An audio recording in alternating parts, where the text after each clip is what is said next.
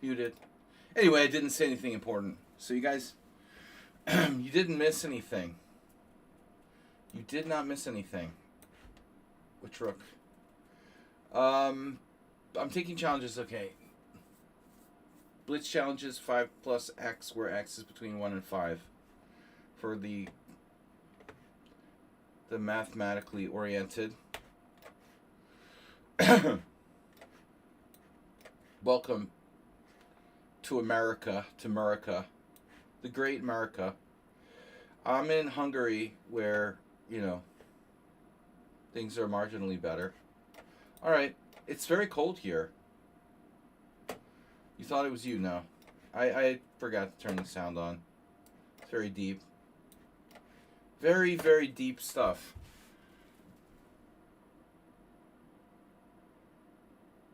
Oh, I guess I just played King H5. Okay. As we wait, while we wait, I'm just doing a couple puzzles to wake up. Here, this is Puzzle Streak. Easy peasy. Oh no, Mr. Rook. Wait a minute, this is weird. Oh, that's the idea. Very deep. Check. Oof. That hurts.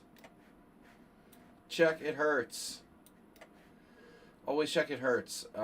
It's fun to do these easy puzzles. Yeah, we have a lot of snow here. Well, I mean, for here we have a lot of snow. Not really a lot, but, a few inches of snow. And it's not melting, which is usually it melts right away. Because it's very cold. So, very unusual for Hungary. For Budapest, anyway. There are polar bears at the zoo in MURICA that had never seen snow before. It's like a viral video about bears in the zoo in northeast Hungary. These polar bears are born, I don't know how old they are, and they've never seen snow. That's pretty cool. So, alright. We've got easy peasy puzzle streak just to get warmed up. I love easy puzzles in the morning. I love the smell of easy puzzles in the morning.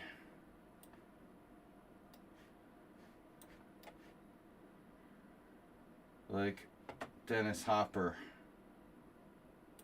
Should be good enough. Oops, there it goes. Ah, I should trade the rook first. That's my rook. I thought that was your rook. Okay. Returning chatter? Oh, you're a returning chatter now. Why is Pilly called a returning chatter, like, nonstop? That's weird. Why is it doing that? It's annoying. Everything you say is called returning chatter. I mean, why is it repeatedly doing that? Oh, my neck hurts. I need, like, a neck brace or something. So, this is my only morning stream of the week. And, I call it morning. Anyway, I'm not going to do another puzzle run. Whatever it's called. Puzzle streak. That was just a wake up. I've been awake for over an hour, but, I mean, mentally not really awake. I just had a coffee. It helps, but still the brain fog, So if y'all would like to challenge the master to 5 plus 1 through 5 plus 5, whatever. 5, 1 through 5 plus 5, or even 5, 30 seconds, whatever. 5, 1 through 5 plus 5, and casual. And that's what we're trying to do today. If not, I can, like, jump in a stupid arena or something. Stupid arena. Rapid. You can play one rapid game. Okay, Mad NPC is playing. Never mind. Alright, stupid arena canceled. Mad NPC. Wonder if it's snowing in Belgrade. Do you guys even have snow in Belgrade? Do you even live in Belgrade? Do you even have snow in Belgrade? Belgrade is significantly south of Budapest. So, usually the temperature's a bit warmer. Not a lot, but a little. Enough to perhaps make a difference Not really. So, Budapest is the southern limits of the snow zone, it would seem. You know, maybe somewhere like Zagreb, I don't know. Zagreb is more like west. I don't know why you're getting the returning chatter. How do I make it stop saying returning chatter all the time? That's kind of annoying to look at. You're not a returning chatter, you just sent in 5 chats.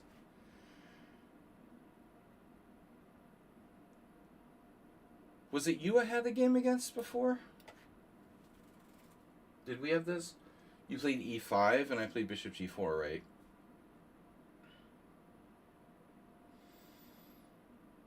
Mm-hmm. There's so many different ways to play against the c3 type stuff. Now I've got another challenge from Redusa. Now this is what you did last time that was very bad. We had a bad version of this for white where you did h3, which is a no-no. Keep in mind I haven't played bishop g7 yet. That's always interesting. Yeah, so if I play bishop g7, bishop b5 check, knight d7, that's an interesting idea. That's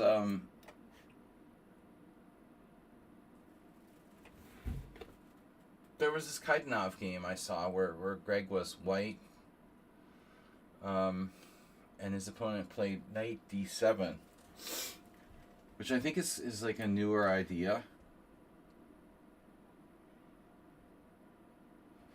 And it appears to be okay for black. Not to allow the damage to my pawns that happens after like knight c6, bishop takes c6, b takes c. But I don't know too much about this. You know, I've been playing a lot of different stuff. I play like 5 different systems against the c3 in these accelerated dragons. You know, h3 I think is overrated. That's probably a move that doesn't do you a lot of good. It should generally be avoided. Although sometimes you have to do it. You probably have a better option there. Years ago I had this game with Boris Kryman, who's a punk, and many years ago, like 25 years ago. And when I first started playing this opening, and he was knight d2, you know, like to not allow the queen to have to be brought to, you know, to f3. This queen is very misplaced on f3. That's the issue really with white's position. It's drawn away from protecting d4, but most importantly, it's not well placed on f3. It doesn't really fit in there, you know.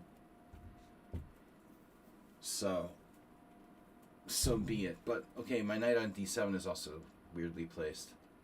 And your bishop on b5. Well, everybody's pieces are on stupid squares. Except for the knights. The knights are okay. I mean, the knight on c3 and the knight on f5, they're okay. The other pieces are all, like white's pieces are on weird squares. Bishop b5, what does that do? You know, but my knight on d7 is bad. Anyway, welcome everybody. What's up? Let's get some hype train. Astrobeat's not here. It's Friday morning here in, well, I call it morning. What other people call early afternoon is morning for me because I just wake up very late. I completely do a late night schedule now. I mean, I start working at like midday. Midday is my morning. I pity the fool who has to wake up earlier than that. Yeah, this night is freaking stupid. You are stupid, knight. Maybe I just go f6. You have knight f4. This is a controversial move. But sometimes it's very, you know, it allows black a lot of counterplay based on this. It's always controversial to attack that with punching. Yeah, I saw that. My idea was just to play queen e7, you know. BFD. So I'll protect everything. I'll protect that, I'll protect that, I'll protect that. Yeah, you're going to have to make a decision about the C5 business. What are you going to do with that? You know, you're going to have to trade. You're going to have to consign yourself to resolving the tension in the center. But I have a backward pawn on e6 that's kind of weak in many cases, so the jury's out. I don't know if black's better, equal, worse. Probably not worse.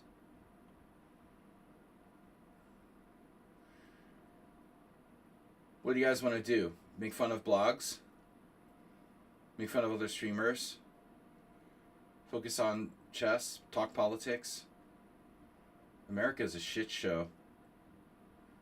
I'm ashamed to be an American. I just pretend I'm Canadian now. What else? Knight f4, queen e7. Yeah, what are you going to do? You have to take an f6. What other option is there? Honestly, are you looking for some sort of combo? Yeah, so I would like to attack that pawn on d4, but my knight on d7 is so bad. This is almost like a miracle, if you think about it. My knight got to that square. Okay, his knight also has a good path. You know, maybe knight d3, knight e5. This is in the dryer, right? Now, anonymous player.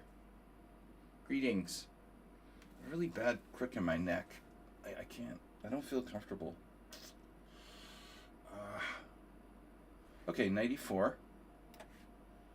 Blocker, and I'm pressuring that nugget on d4, which is black's main idea, you know, really in this entire system. You got nothing, bud. You're lucky if you're not worse here. Well, how do I finish him off? Well, there's some stuff on the F file. Man, this F file looks... 3 challenges, nice. Redusa, Pili, and R Director. RD Rector.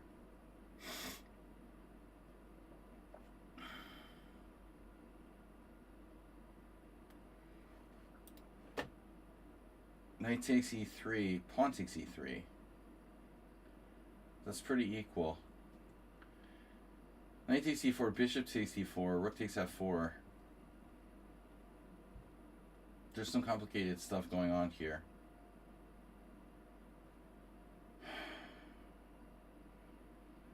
This is going to be an issue in the end of the day. You know, at the end of the day, the pawn is a problem in various ways. You know, like he can go here.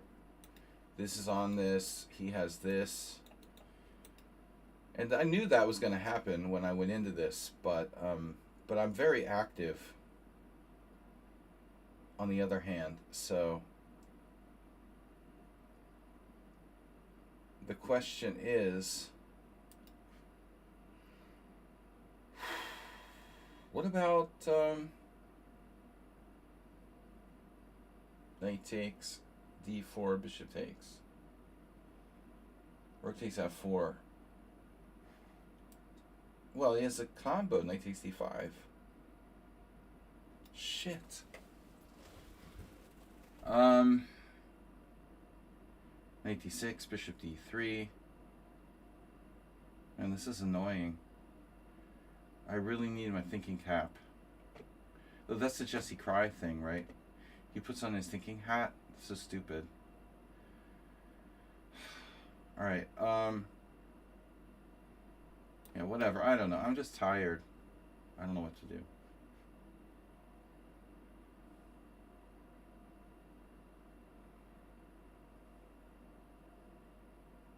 I should be at least equal here. Yeah, you found it. Wow. Tactical wavelength. Get. I didn't think that Mad NPC would be, you know, with the super sharp tactics necessarily.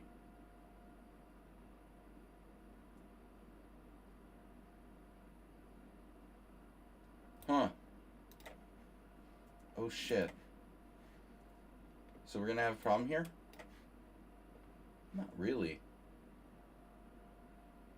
How do you want to guard that? Wait, it's slightly better. Wow. 1683. It's one of those days. I failed to find anything. You know, I'm like equal at best. Or not.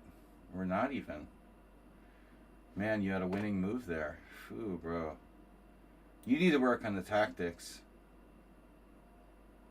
Wow. He missed rook takes c4. See, I just did those tactics to warm up.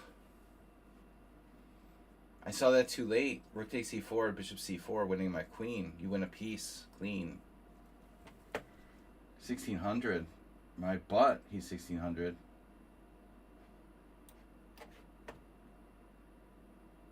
He's playing like a master. See, that's the weird thing about Man NPC. He goes from 1600 to master, one game to the next. That's very strange, you know.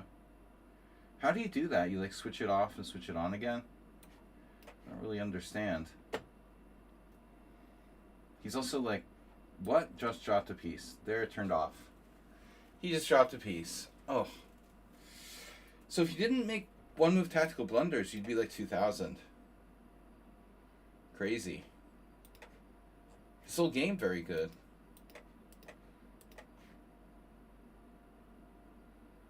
For white, he gets 79 set up on loss. Oh my god, why? That's like brutal. So he missed the first win, he hung a rook. So 2 giant blunders at the end. I just consistently played bad. I blundered a piece at one point. Boo, that's a bad game. But I'm curious about the opening mostly. We talked about this last time. I have a game in the database, and I don't understand why there's so few games, but it transposes now. After that, like I was saying, Kryman played knight on BD2 against me. I always thought this was kind of an annoying move, you know, to be honest. But, this is a newer idea. I was talking about this Kaidenov Perelstein 2008. This is still significantly better for white. So I don't think this variation is solved for black. It's not solving the problem. We're not solving the problem there. We can't equalize in that line. No, you don't have a low floor. You're at the floor. And the floor is not that, it's not that uncomfortable. You can sleep on the floor. You're at your floor, in my opinion. 16 something. If you did like tons of puzzles every day, you would improve dramatically. And you would be like 1900, 2000. Oof, exchange variation, gross. Yeah. I have brain fog. I just play random stuff. But I mean, since when does Redusa play the Slav? What's that about? Why are you playing the Slav? Your repertoire is the Sveshnikov and the Grunfeld, but against the English you play the Slav? Doesn't make sense. Slav is dry and boring. Grunfeld, Sveshnikov, and Slav. I guess it's okay to have some solid options.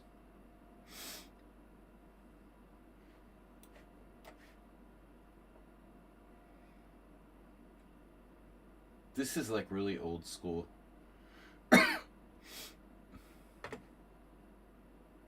never played the exchange variation of the Slav. It's like pathetically lame for white. But Roman GGS really used to play it a lot. You were winning the whole game. Come on. What are you talking about? I was better at one point in the middle. But I was worse in the beginning and I was worse in the end. So that's hardly winning the whole game.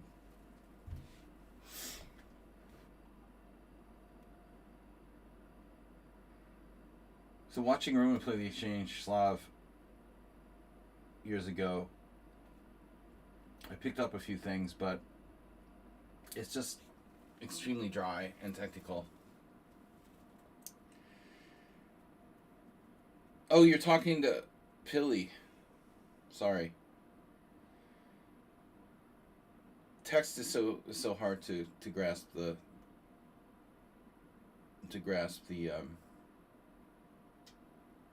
yeah.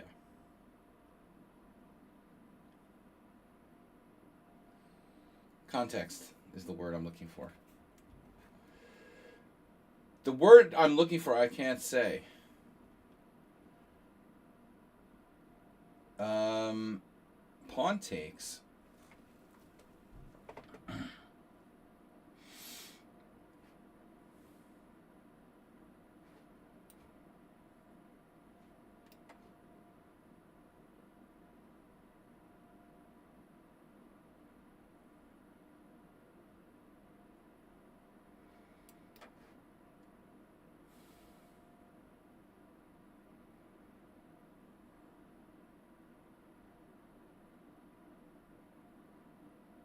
I didn't want to play the exchange style. I'm sorry.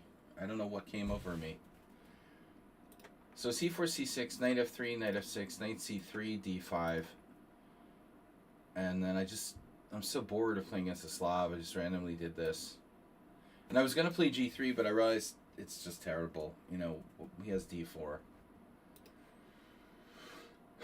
So now we have a problem.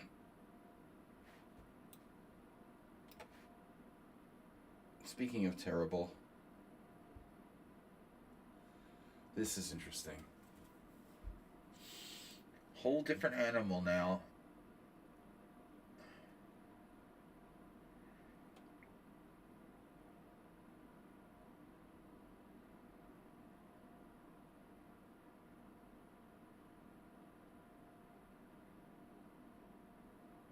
So I'm seriously thinking about like e4. Oh shit, he has knight c5. Okay, e4 is out. No, what am I thinking about? B takes...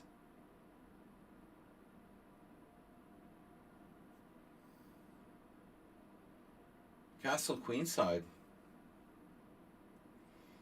That looks safe. Queen takes a7. No. Here the e4 takes, knight takes.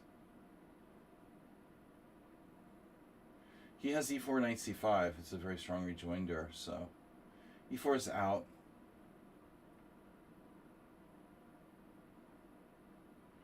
Castles.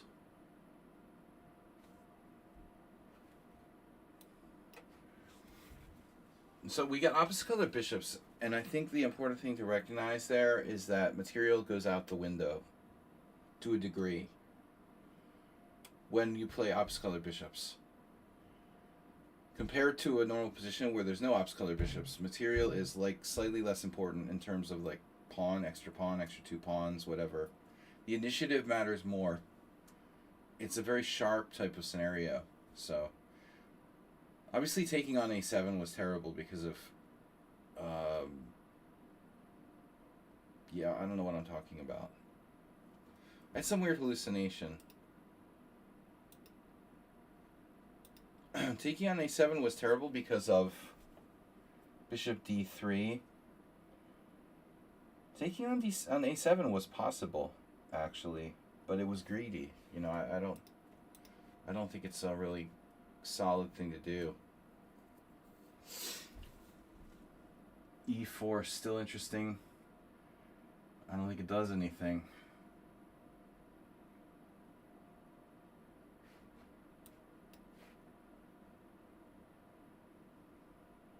My name is Lucas. What's that? Weezer? Whoa, my name is... What's my name again? My name is Slim Shady. Whoa, E4 is a different story now. It's a different animal. You are an animal. The problem with E4 before was that, you know, it was just like ineffective. He would just ignore it, you know. Now I'm tearing apart his D5 strong point. You can't ignore that, dude. That's the problem. There's a huge difference between E4 now and E4 a move ago before black played C5. No, it's much more tempting. See, you don't want to lose your strong point on D5, but you're probably going to have to. Bye-bye, Mr. Strong Point. See how important strategy is? It's much more important than tactics. Rook takes E4 was cool indeed. No, you had rook takes E4, but I mean, that's not my main issue. You know, my main issue is that I misplayed the entire position, it looks like. I couldn't find the right idea. You know, I know that I was slightly better, but I blanked. I just pulled a complete blank. You know, I couldn't come up with anything. And I knew what I was doing was nothing. You know, and then I blundered rook takes E4 too. But I'd already lost the thread. You know, that's what I'm saying. Yeah, C3 against the accelerated dragon. It's a good line. Move 11 just suggested another line to me the other day. And so now it's interesting. The dynamic changes, right? So now we've got bishop versus knight. But that's not a good knight, and it's not a good bishop. But those are temporary status, right? Holistic pawn structure. He doesn't care. Okay. Well, I care. It's a central pawn. Now I'm better. Now I am a lot better. You are.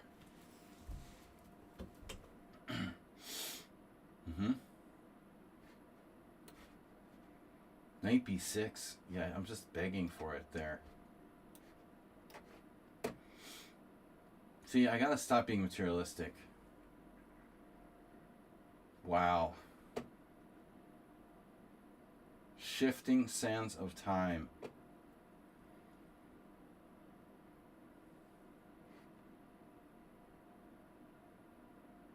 Jeez. Jeez Louise. You see what that e5 pawn can do? Look at that. Suddenly black is virtually lost. A ready-made attack. Can you believe it? Back rank?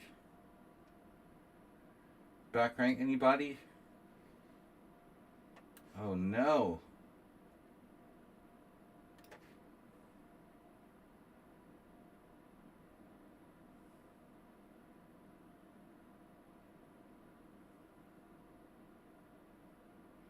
If I can put my shit together, I can play good chess.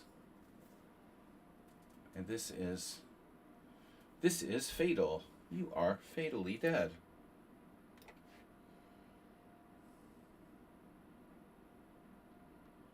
D4 instead. Maybe. No, but I mean, I don't know what you guys are having your own conversation over there. Okay. I'm not going to even read these. If you don't say my name, I'm just ignoring it. Did you have a move there? Not really. Okay. We need to kill him now. Back rank.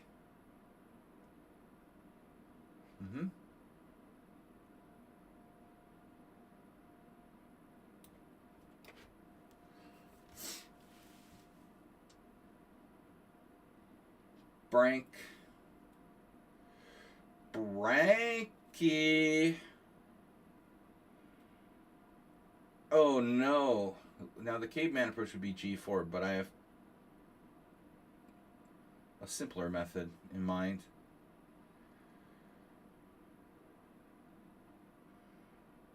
This was a good game. All right. You got a simple position where it was equal objectively. Look at that. The main move for white is bishop d3. Come on. Bishop d3, bro. That's the sickest move of all time. Queen b3. So this is weird. I mean, Roman always played bishop e5, and the move has a negative score for white. Come on with a negative score. It can't have a negative score. How does white have a negative... You know why white has a negative score? Come on, guys. You were talking to me, actually. This is not a London. It's an exchange Slav, which is almost as bad. But, guys, raise your hand. Why does white have a negative score in the opening explorer with this move? Anyone? Anyone? Even though white is better, why does white have a negative score in the sample size of 676 games over the board? It's the same reason that people have like a negative score with the Smith-Morra, which is objectively like equal.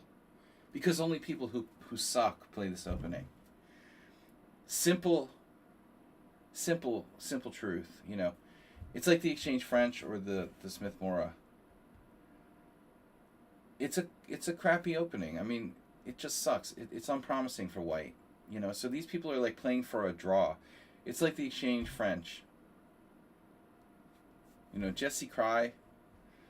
You know, he has a point in playing the exchange Slav because I think that people underestimate it probably. But again, Roman played this all the time, and it was like tedious to watch him. Yeah, but black's immediately going wrong with rook c8. Still, my teammate and our board one for April, Leonid Sokolin. Wow, Leonid Sokolin had a game with Nihal Sarin. Where would he have played Nihal Sarin? Could that have been like an online tournament or something? What the fuck? World Rapid 2018 St. Petersburg. Wow. Wow, okay. World Rapid, Leonid lost with white. See? That's what happens when you play for a draw or something. Okay, Nihal Sarin is a really good player, but Leonid doesn't necessarily play for a draw either. Okay, knight e5 here. This is exactly what happened in their game. And now queen a4 is dubious. Wow, this is what Leonid did too. This is the exact same game. This is better for black. I didn't think it was that bad. Ah, Leonid took with the bishop. Okay. So I'm the first person to play pawn takes.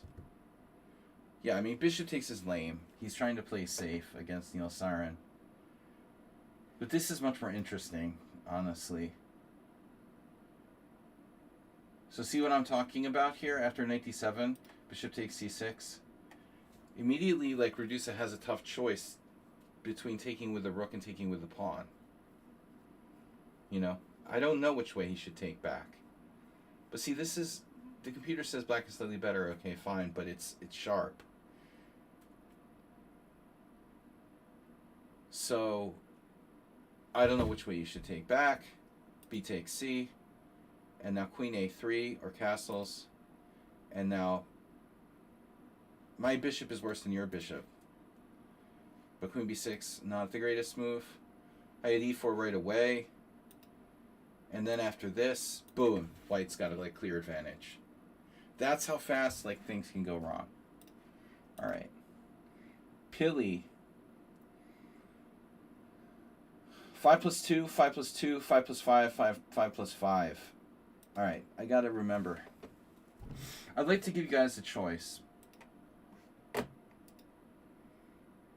I'd like to give you a choice which time control to play.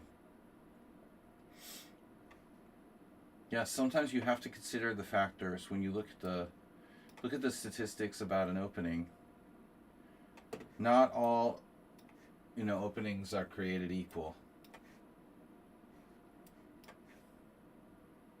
Screw the Najdorf, man.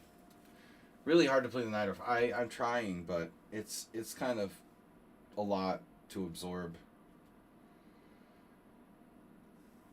I play a lot of different versions of the Sicilian. Always have. Oh.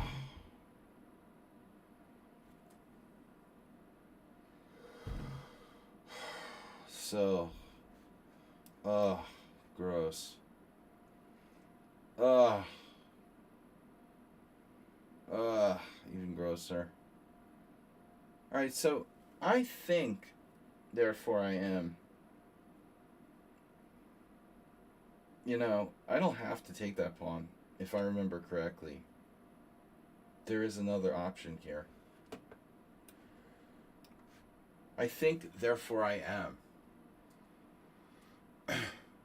It's so weird not having acerbate here. Now, at this point, black can even go berserk with, like, all sorts of crazy shit. But I believe that our plan was the straightforward. It's basically a scotch. Isn't that weird? It became a scotch 4 knights.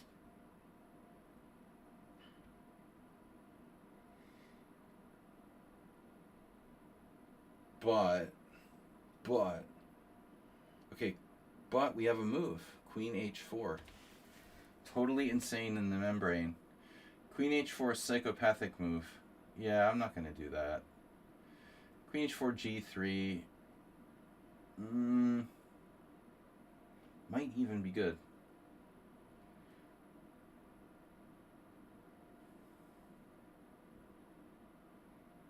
Queen h4 g3.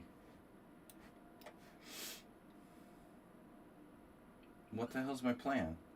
Queen h3, bishop f1, and then what? Queen h5. Okay, I might not have any other choice. I'm committed now to this. g3, queen h3.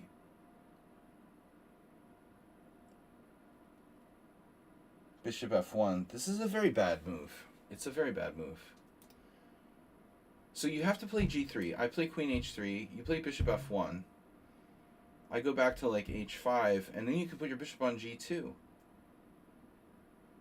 Actually, I think I'm kind of screwed there.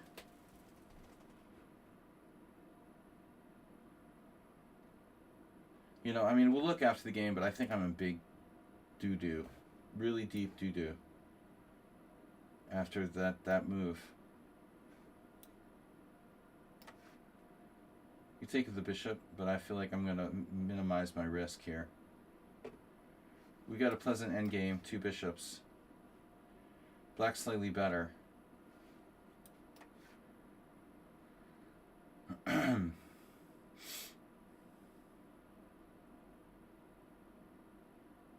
Are you threatening me?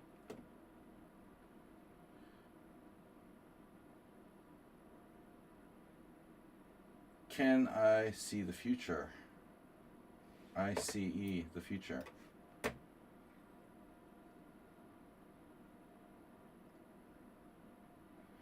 Hot potato on the D file. I think we can navigate that. Go for king centralization in the endgame. Safer to play bishop e6. Right? Pilium.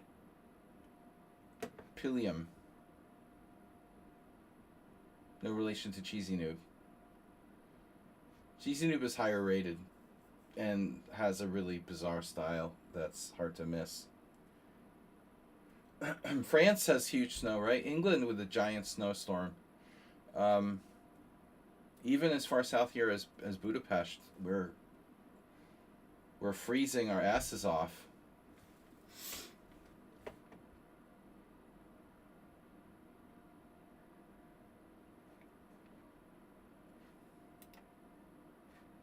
Guys, subscribe now. Mielo Baja, California.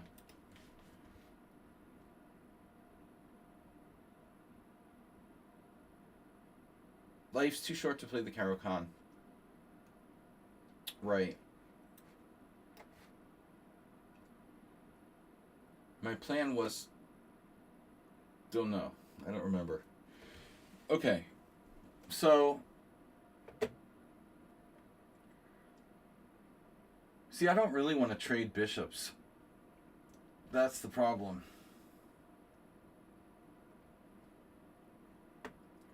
I may not have a choice, though. You can't have everything. I might have to accept the fact that he has the ability to trade bishops here to take away my bishop pair. But I still think that my bishop is probably superior to a knight with pawns on both sides of the board.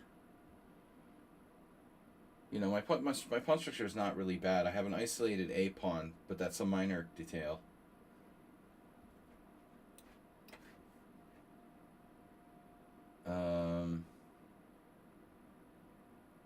Yeah, but what are you going to do about C2?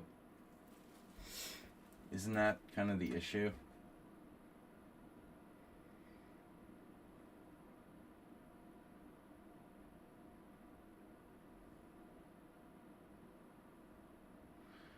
My little pawny. Here. That looks bad. Oh no.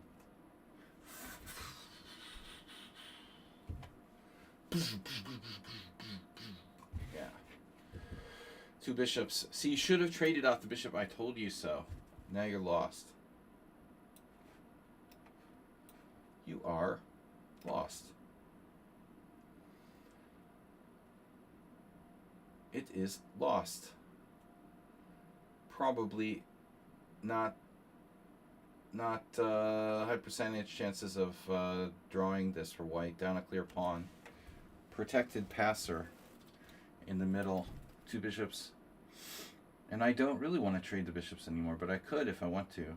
If I have to. F6 is bad. So we don't play F6. We play G6. The beauty of the 2 bishops is that you can play on either color complex. The opponent cannot predict where they're going to be attacked. Light squares, dark squares. I can attack on both color complexes. You could just like put your pawns on one color and be like, okay, I'm safe, you know. That's not happening. Check. No. I don't know. Your king, my king. Middle of the board.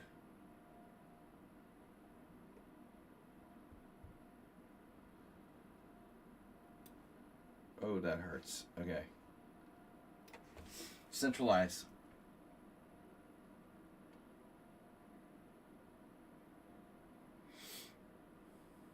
Now. Now what?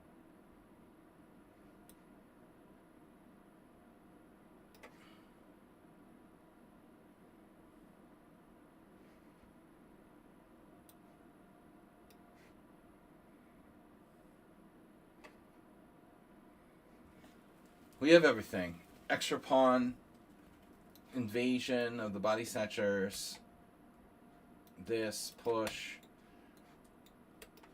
the dual pistoleros. That's a nice move. Very nice.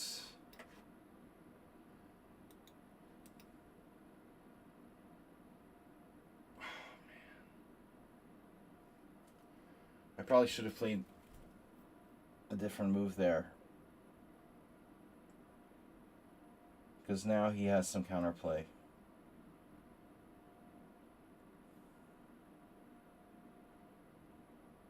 This is a mistake. I don't know what I should play. Bishop A3, an interesting move. I could have played A5. Maybe it was the right thing to do. I don't know. Yeah, B4 is the best. This is a strong move. It's a problem. That is the problem. So we're still better. I should probably be winning, but it's not so easy.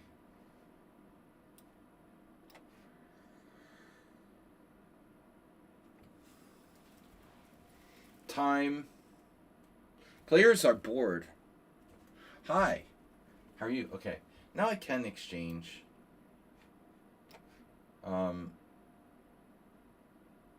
This looks pretty straightforward. Because I have a sort of force field going on. There's nothing he can do about this. Bishop f2 is probably winning.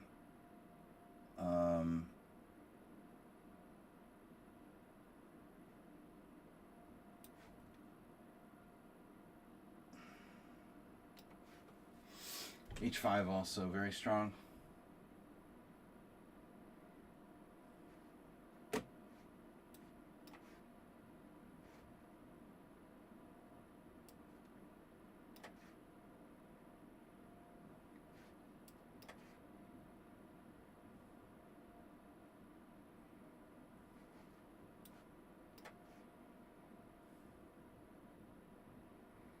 Sensei, nice to see you.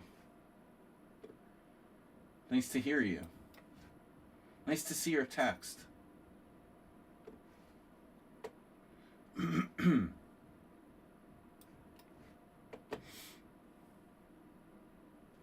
No. Take that. That's alright. I know you devastated my pawn structure.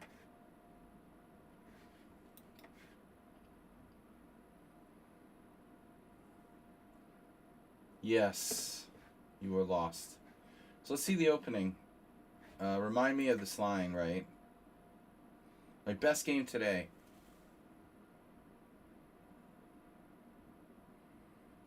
There was a little issue there. There was an issue on Queen H4. I knew Queen H4 was bad. Queen H4 was bad. Okay, so let's see. Coffee house capture.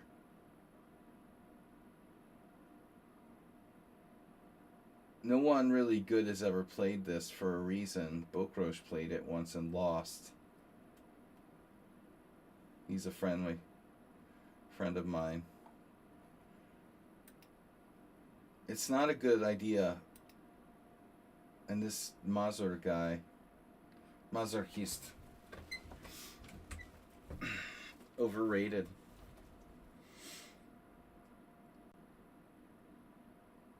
Yeah, so who played Knight G4? Andy Muir? I have seen this before. No. No, it's an Iranian, I guess. This is not good. Oh my god, are you serious? Wow. I thought it was good. It's not good. Unbelievable. It's not the best. Unbelievable. I misremembered this. I should take the pawn. So Knight G4 is a mistake. Wow.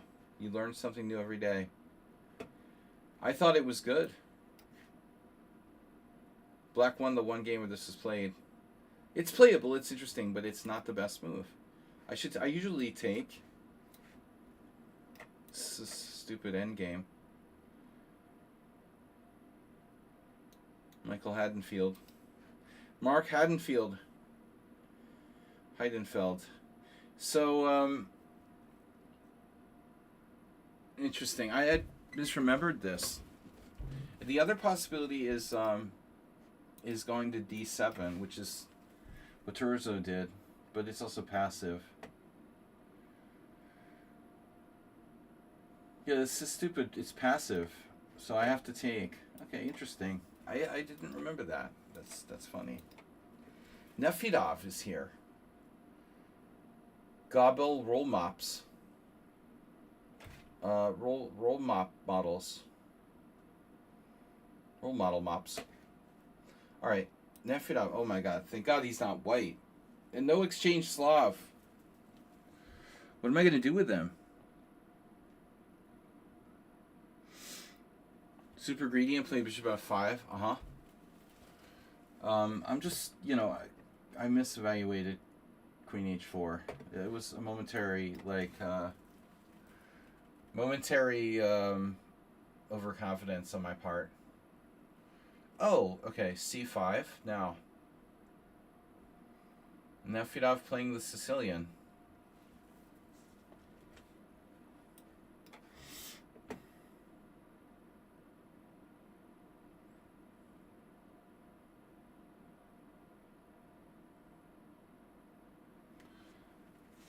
Nefro.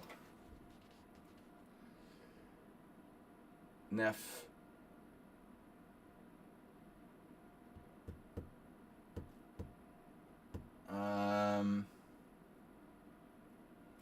Paul.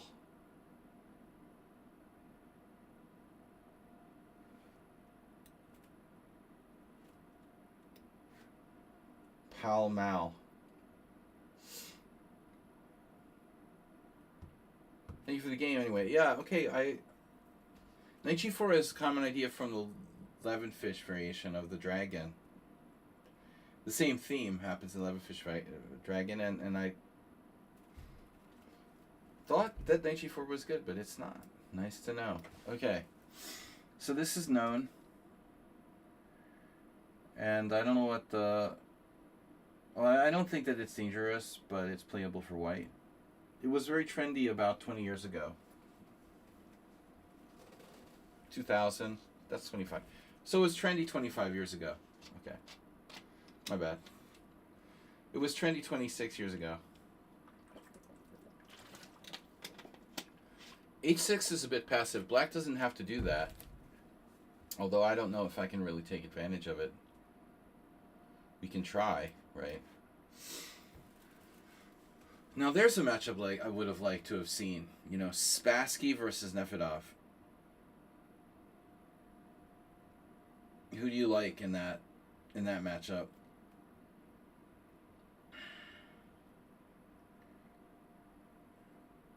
Spaskudov.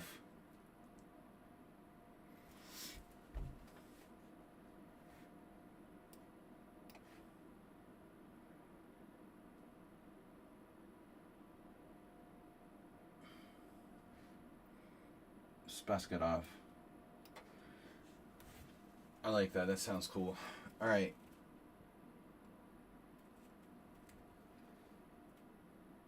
Are you threatening knight a5? I don't care. Do I care? No.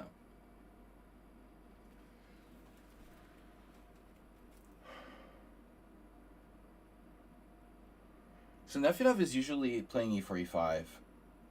You know, and if he plays knight c3, c5, it raises a strange question. Why doesn't he play knight c3, e5? Maybe he does, but he just wasn't thinking today. I would think in a serious game he would go 1 e5 based on his normal opening repertoire.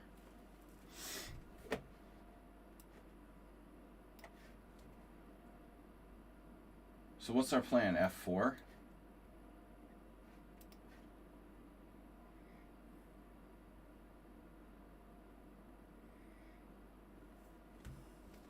How bad is knight c3? Well, knight c3 allows d5. That's black's best move. And Nefedov is also inclined to sometimes play queen-pawn-like positions. So he should certainly consider knight c3, d5 black's subjectively best move. I think that c5 is a strange choice. He could play e5, he could play d5, but he chooses to play c5, even though c5 is not his normal, you know, e4 repertoire either. It's a strange choice. Okay, so now rook b8. I'm not sure this is the right idea, but it's an idea. It's a common idea.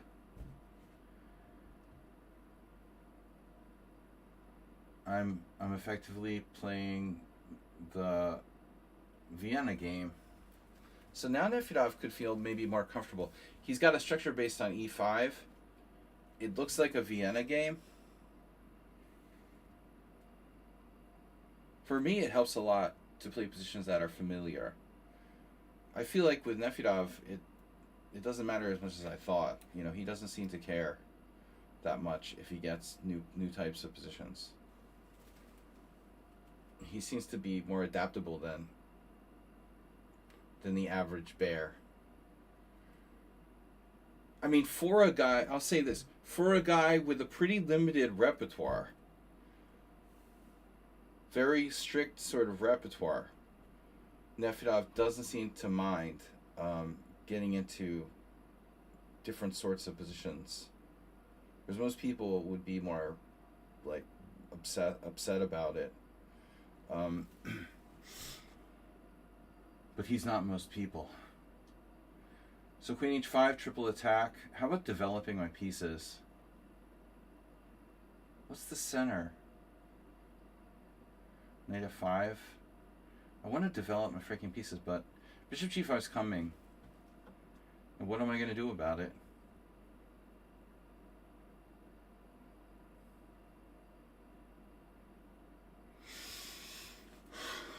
Limited time only.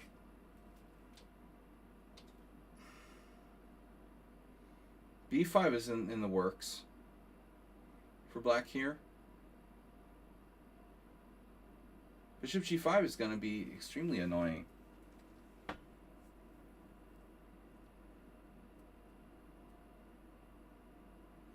So why don't we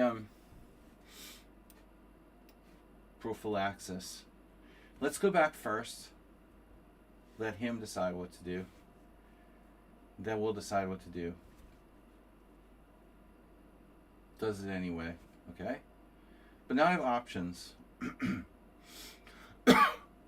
Lots of options. Lots so.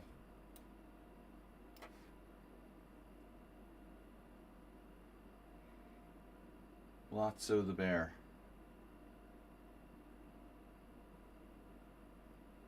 Alright. He just starts the Nefedov thing where he attacks you just continuously.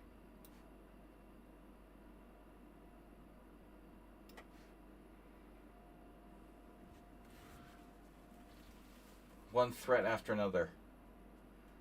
It's a new Leonardo DiCaprio film.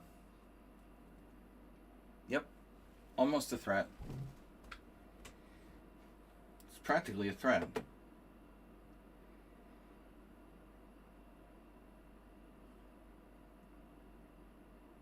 What's my big idea?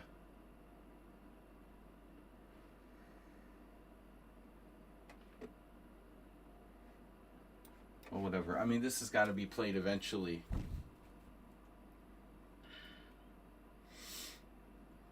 It's just amazing how Nefedov adapts to a new opening he's never played before.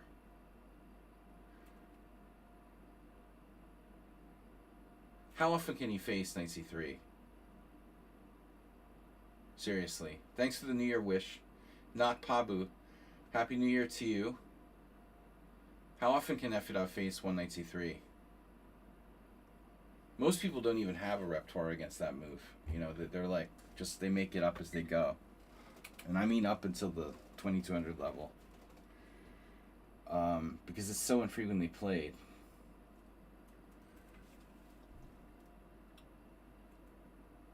Looks like he's equal. Still. Had a very similar game the other day, you know, oddly enough. Who was that against now?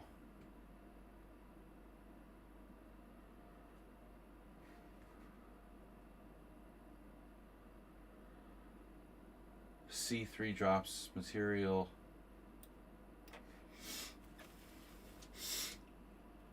This is inspired by Asterbait.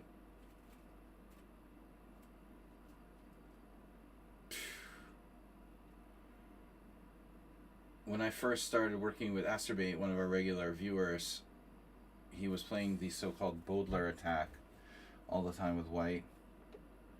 We see this type of thing all the time.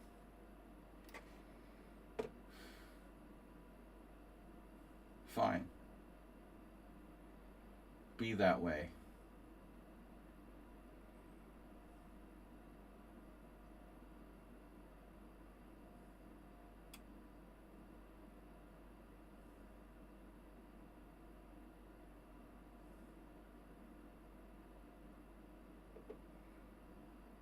incredible.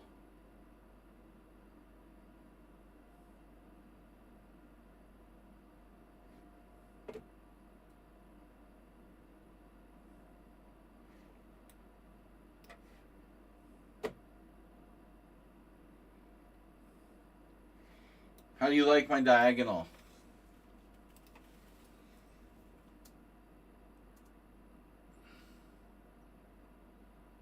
Still equal.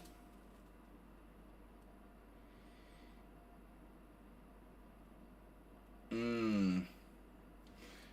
wonder if I should sort of consider going back to A2. Wow. Very inconsistent. But the position has changed.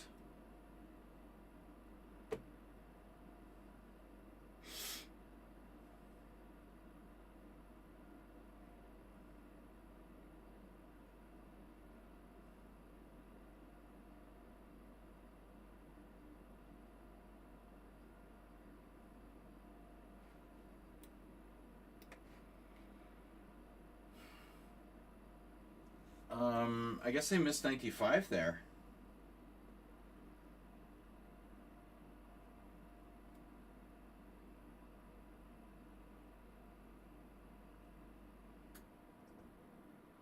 I have all my pieces behind the pawn chain. He has 3 pieces outside the pawn chain. The pawn chain domain. The domain of the pawn chain. Domain poisoning.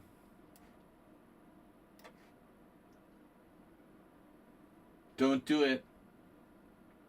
Don't sack a piece.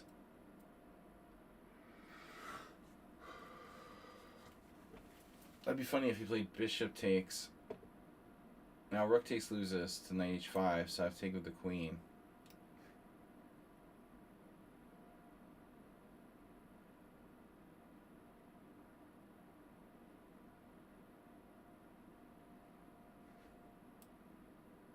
Yeah, it's funny stuff going on here. Funny haha. He's still hanging on. Oh. He didn't like bishop c3.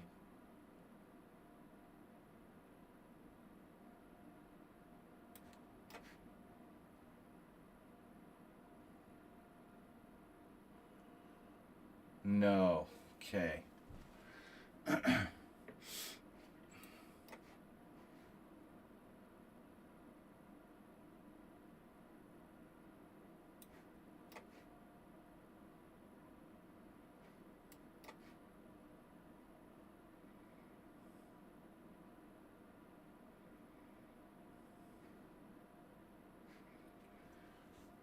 Well, mostly pawn time related loss for Nefedov. He was doing fine almost the whole game. As you can see, he was even better. He was clearly better. Played a perfect game. He played a perfect game up until move 19. And I thought even bishop d7 was reasonable. And now my bishop a2 was a blunder, but I don't know why. Because he has c4. And so even here he's okay.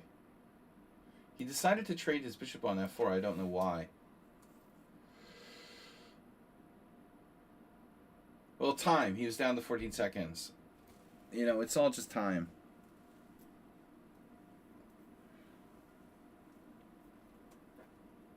Yeah, it's very Fisher Random like. What's up with the opening, by the way?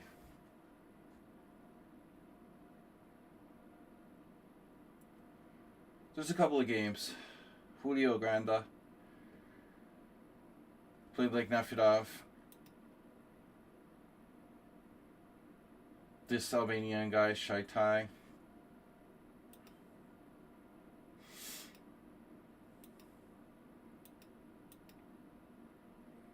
Knight h7.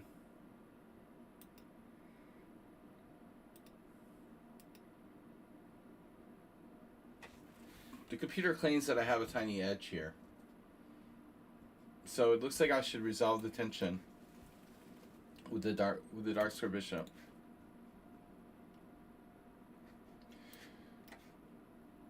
The tension was annoying. I mean, going forward, it was very annoying. But black is solid.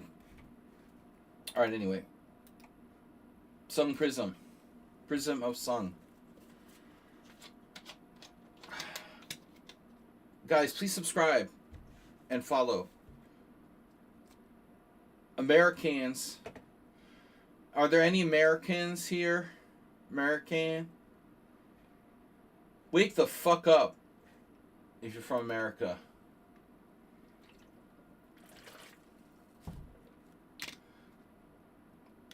MURICA, and you know what I'm talking about. All right.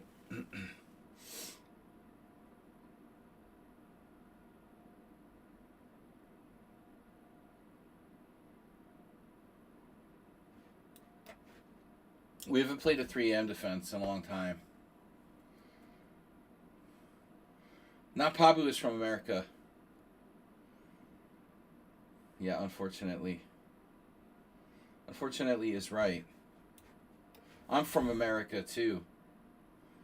It's horrible what's happening. Every day like a horror show that just gets worse. Just when you think you can't get worse, it gets worse every day. People should be on the streets just like demanding like the government resign.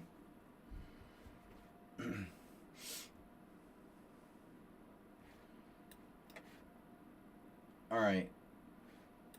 So Sun Prism did kind of like the standard gut reaction that a lot of people do here, which is not really good for white. Not great. Not the best. I'm only 19M. 19M.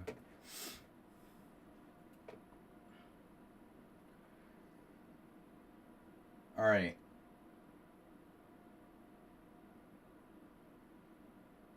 $19 medium.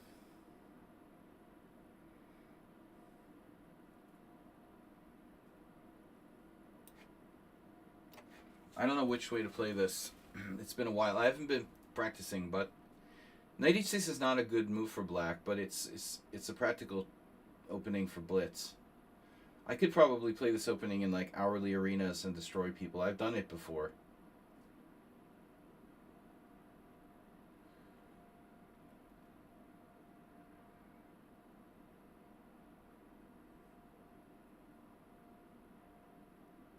Alright, bishop e5 check.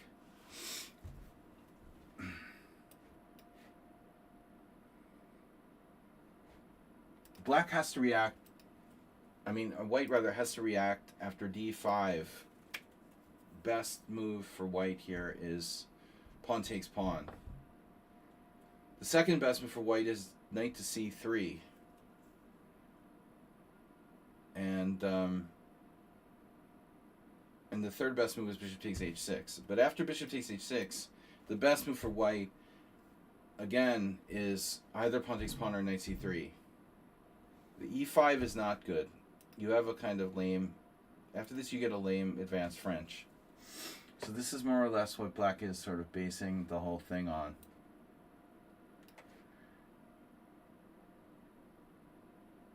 Maybe an inaccuracy by me. Hopefully it's not serious. Probably it's not serious. Instead of that, though, I should play queen b6, I would guess.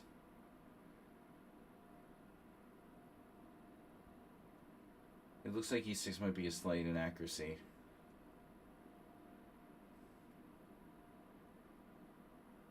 So I played this because Sun Prism, you know, he seems to react pretty well against standard stuff. And I haven't played this in a long time. I played it in Rapid, and I lost to a pretty good player. I played it in a classical game against an IM strength player, and I luckily drew. I had another draw in an over-the-board game. And I had another draw with a good player in Rapid. I'm trying to think if I've ever beaten a good player with it. Only in Blitz. Not in a classical or Rapid game. Let's invade Greenland.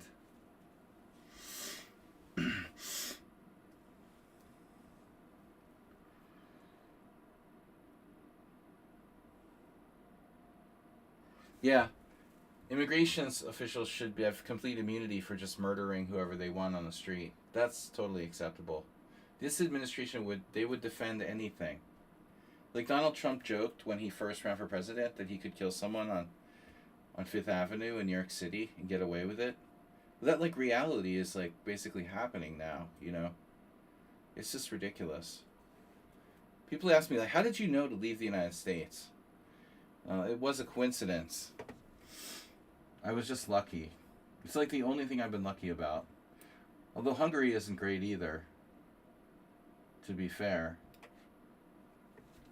Hungary is not the bastion of democracy. I was thinking, why didn't I move back to the United States? And it comes down to a kind of funny, sort of random thing that happened, you know, when I was playing online poker a lot back around 2010, 2011, and 2009, 2010, 2011, 2012.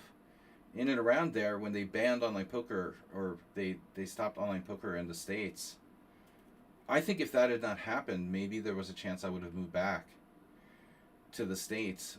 But as it turned out, like when I was really playing a lot of online poker, they blocked online poker in the US, and so I was kind of lucky that I could play here in Hungary. So there was no thought of like, that was my best moment to go back, probably around 2010. And so there was no real consideration on my part to move back to the United States. So I ended up buying an apartment here instead. Just on a random, you know, because of basically a random thing, you know. It's like I could keep playing online poker. I was just thinking about this week. Life is like that, you know, a lot of funny things that just come down to dumb luck or sort of random occurrences. So that's why I stayed here ultimately for longer than I intended to. Hungary is struggling right now. Well, it's not just Hungary. I mean, you know, all of Eastern Europe, really. If you look at like Slovakia, Hungary, obviously Serbia, even Czech Republic. Czech Republic is much better off economically, but they have a right-wing government now too. So it's like, yeah. I mean, all of Central Europe, Central Eastern Europe has failed to really totally get away from the totalitarianism. We keep getting these like totalitarian sort of leaders. Slovakia, Czech Republic, Hungary, Serbia. It's never the very, very brief period when there was a democracy in Hungary, basically. Very brief period. You could say between like 91 and like 99, or I don't know. I mean, it's scary. But I don't think it's just Hungary. Okay. I was talking with some writers and philosophers at a New Year's party. A lot of people who are really, really tuned in to politics, and you know, the impression that you get, it's more of a kind of regional thing. Like the whole area never really converted properly from the Soviet influence to the democratic sort of Western side. But yeah, what's happening in the States is unbelievable. That's just insane. Okay, so how's our position here? We're better. It's a good French, if you will. But how good?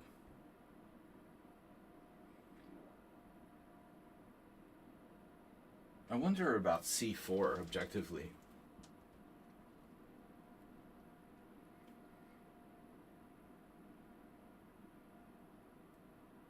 Kind of risky.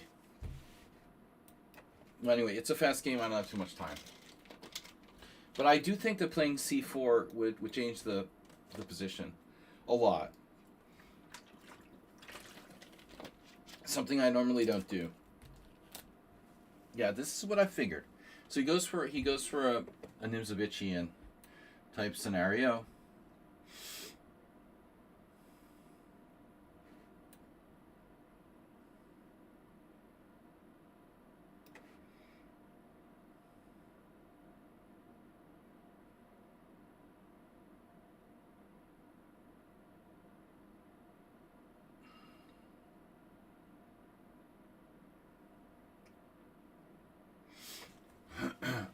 Sun Prism is yeah, here's an interesting position too.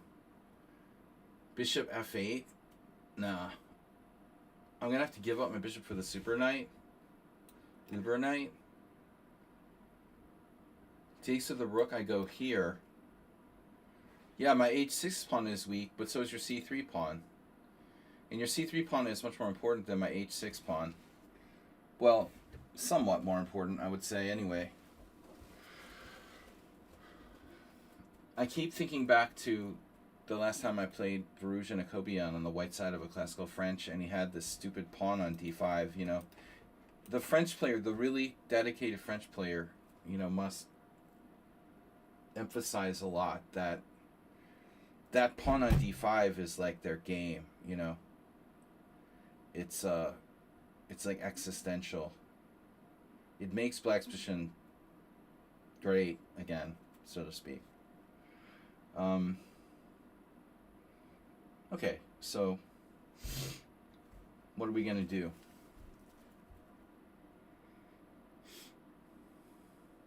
You know, the one thing I haven't done, which needs to be addressed, is probably this.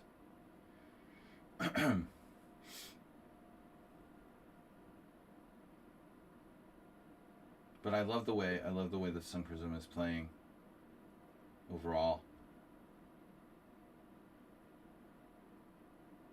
I love the way you're playing. Could be a sharp endgame. Rook h3, rook g4, rook h3, rook g6, f5. This is a sharp rook endgame. He plays f5 right away. Good, mistake, bad, blunder, exclamation point.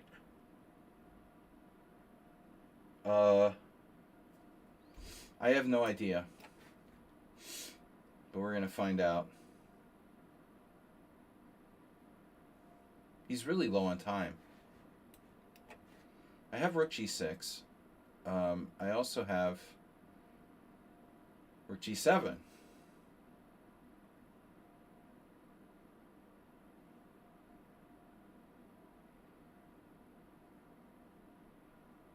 Maybe in this case rook e5 is better.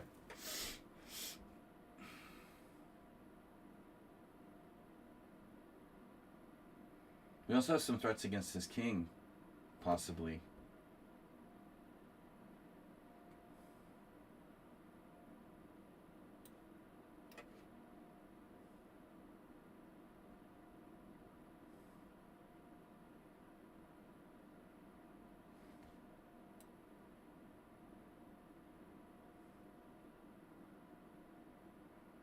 Maybe I should defend this pawn. Fuck.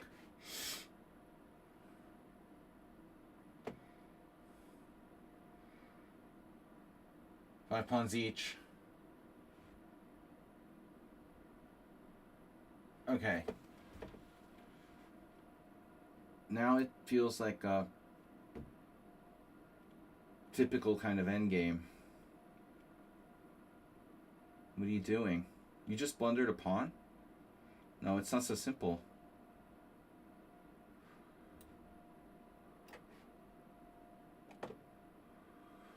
This is not simple. Simple. Seems like he's improved a lot. But what about a check?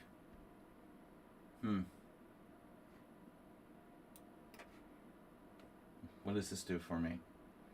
What did you do for me lately?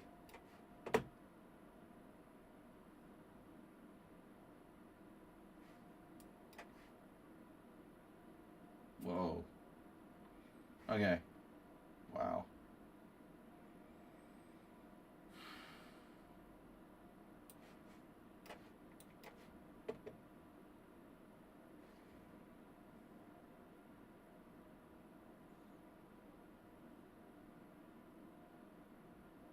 Jesus Christ, dude.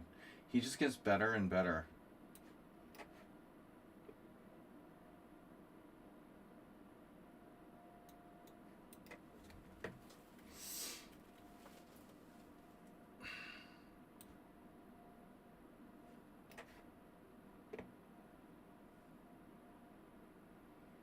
If I compliment my opponents enough, they'll usually crack.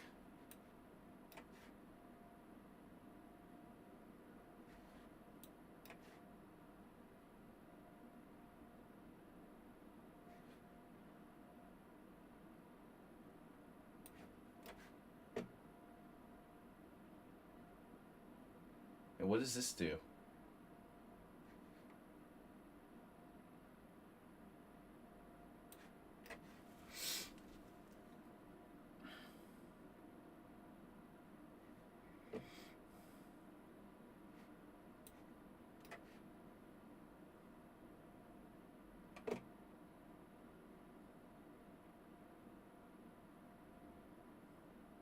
What?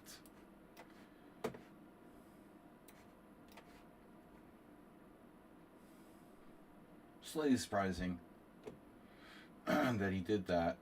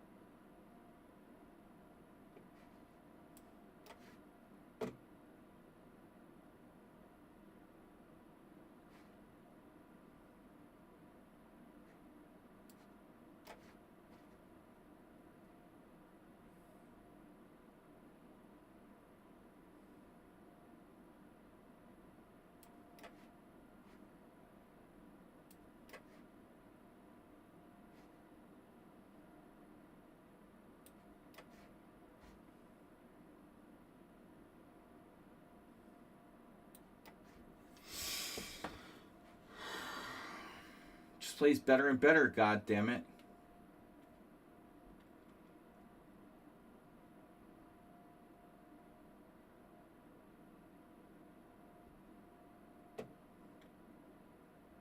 Oh.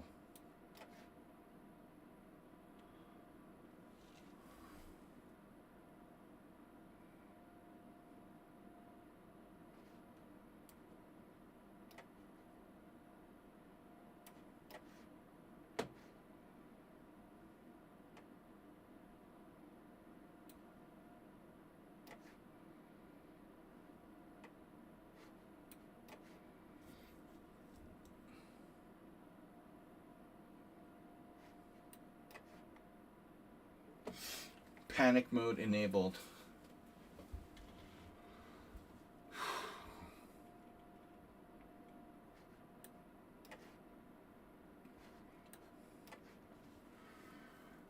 We actually got into crack. Okay. What a game.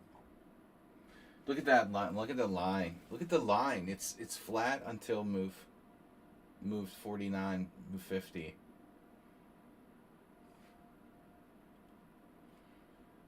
I had 8 sent upon loss, 2 inaccuracies.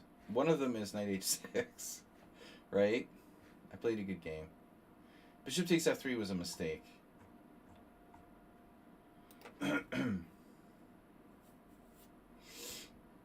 Nobody's been playing this.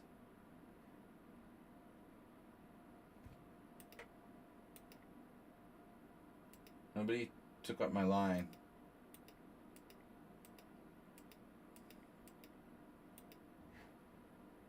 Wow, there's a game. Now, how did that happen? See, I said e6 was a mistake. I should play queen b6. I said this. This is a very, very important move. I should have played queen b6 right away. Anyway, all right. Paramzina. Inspired by Sledgy. All right. Chazari rated? I don't think so. Oh no. Oh no, not the 1 day correspondence. Please no. Capo no increment. Gabel roll maps. All right. How much time do we have? Plenty of time. Wait, it's 1:52.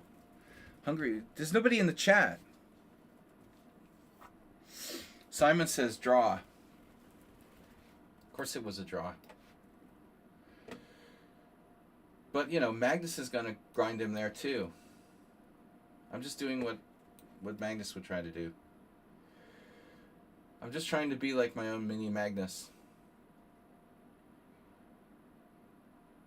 Oh my god, not again. Oh, you've got a new account. You've got a new account.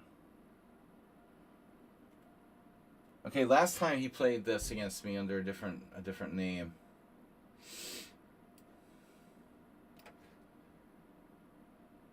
That's a dead giveaway, man. It's a dead giveaway. People don't go around playing the Queen C2 Benko with white, you know. It's not something you see every day.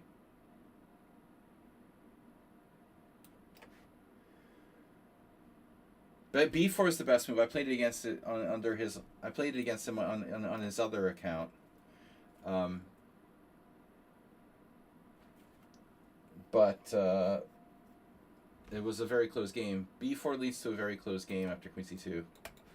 So I wanted to try something a little different, a little more fluid.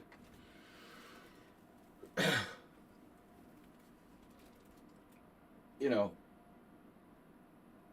it should be okay for black, I presume. This approach as well, a more natural, you might say, type of approach. I talked about the pawn on d5 last game in the French, and it's sort of the similar thing with the c5 pawn and the Benoni. That's like the backbone of black's position. It can win games though, and also the Benoni, but with the Benko is what I'm saying, not Benoni really. Okay, Benko. It's a little different than the Benoni because you play e6 and you have a backward pawn on d6 or whatever. This structure though, the Benoni, it looks like a scorpion. And the c5 is the tail part, the stinger. But so many endgames are like winning for black. I lost before because this pawn fucked me in the endgame. It's like a protected passer. If the b pawn goes, then c5 is a protected passer. You're threatening e5. Okay, so yeah, I've been here before. If roll mops. You know, that's funny. There's some site called... There's some book site. What was it? I don't know what that means in German. Gabel roll mops. Mini mops or something. There's some site you can order books from. Alright. Knight g4, I guess. I don't know what to do. I don't like knight b6. Oh my god, let the king get active. You should have got your king over to c2 and b3 faster before you let me push you back. It's a draw, but, you know, you have to be accurate. Mini mops. I could never guess who this was. Asturbate's not here to guess it for me. Alright, now f5 becomes our friend. Maybe. Very, very double-edged move. Not to be undertaken lightly. f5, f4, knight f7.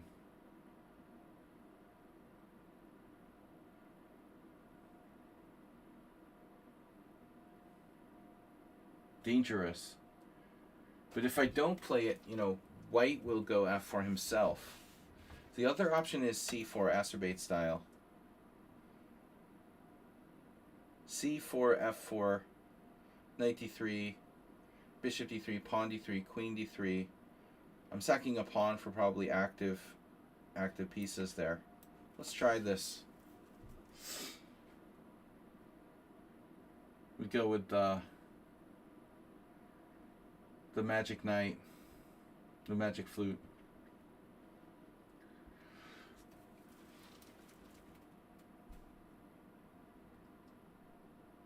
Roll mops. My roll mops include Donald Trump, Vladimir Putin,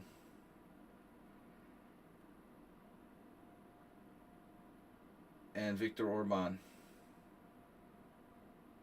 Roll mops. Roll mopples. Okay, the plan was knight f7, the guardian of g5. It's a good defender.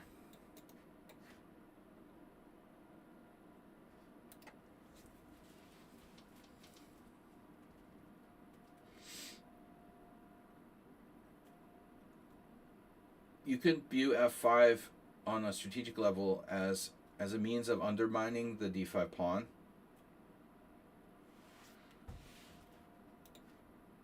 Of course, it's a complicated matter because it's pretty well protected. But you can knock out the knight sometimes with a very dangerous bishop takes c3, which should not be played under most circumstances. That I don't believe you can do that. You can do it, but I don't think it's right. I am happy. I accept your offer of a pawn. Always glad to get a nice central pawn. Which way do I recapture? Well, that's an interesting question. Because he could have an exchange sack, you know, like rook takes c5. Bishop takes c5, rook takes c5, knight takes c5, bishop h6 or something. It seems more natural to take with a knight, but there, you know, there can be some issues. Let's say knight takes, bishop f4, knight back, knight b5, knight d6, or bishop, yeah, knight b5 looks pretty good. Bishop takes, or knight takes. Okay, what am I saying? Knight takes, bishop e5, knight back, knight b5 there. The exchange sack is interesting, but not here. No exchange sack here, friend.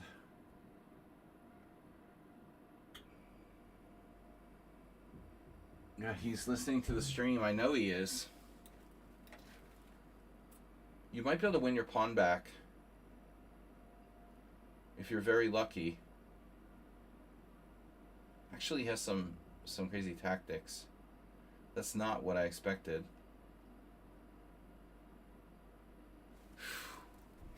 Roll mops. Is that like a literal thing? Does like rolling mops?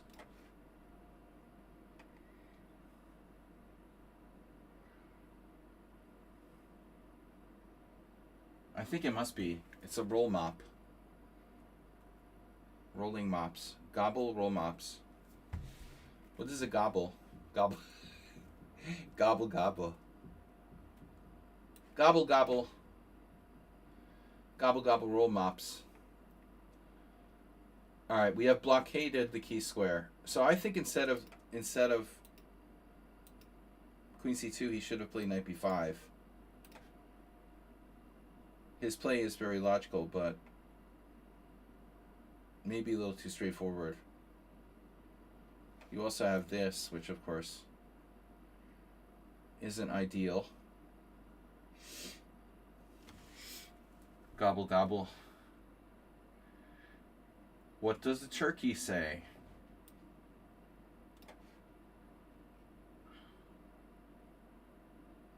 Obviously, rook f7 is a serious option as well. I mean, white obviously has some compensation for the sacrificed pawn, positional compensation based on the backward pawn. But I'm happy, you know, I mean, I eliminated his center, most of it anyway. He still has d5. This is important, obviously. But now that, too late for that, brah.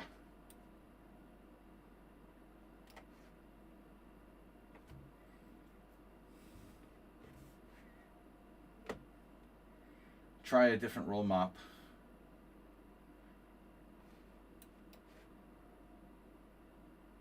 We're very solid here. B2's hanging. We're very compact.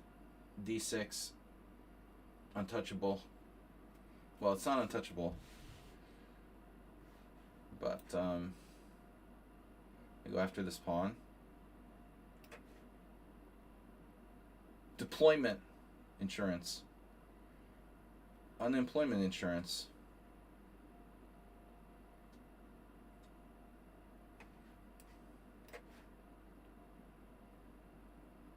This position is a beautiful thing. Another pawn is a beautiful thing. Yum yum. Delicious. Can I have another? Metal Rob 7-8 is followed. The roll mops. Hi, I was viewing your Twitch.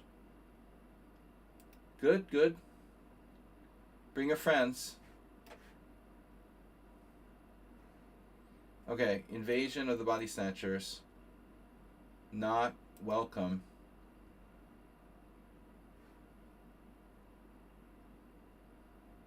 We're gonna have to check and then watch this incursion here.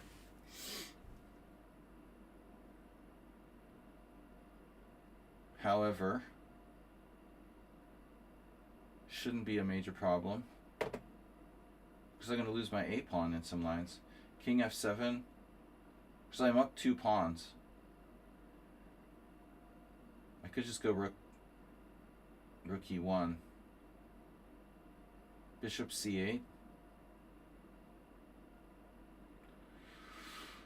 Oh, so annoying. Bishop c8. Whatever.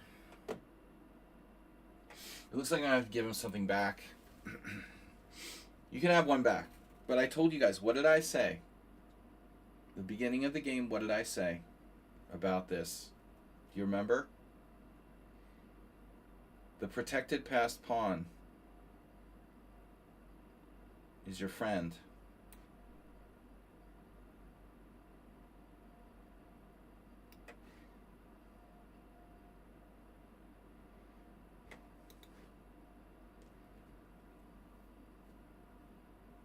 The banco, that's our big pawn.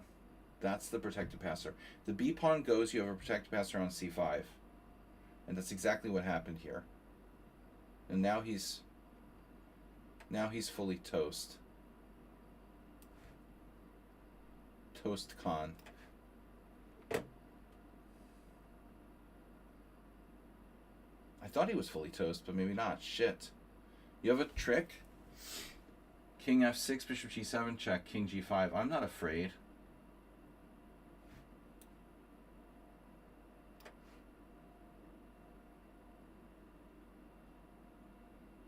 We could have gone h4 there.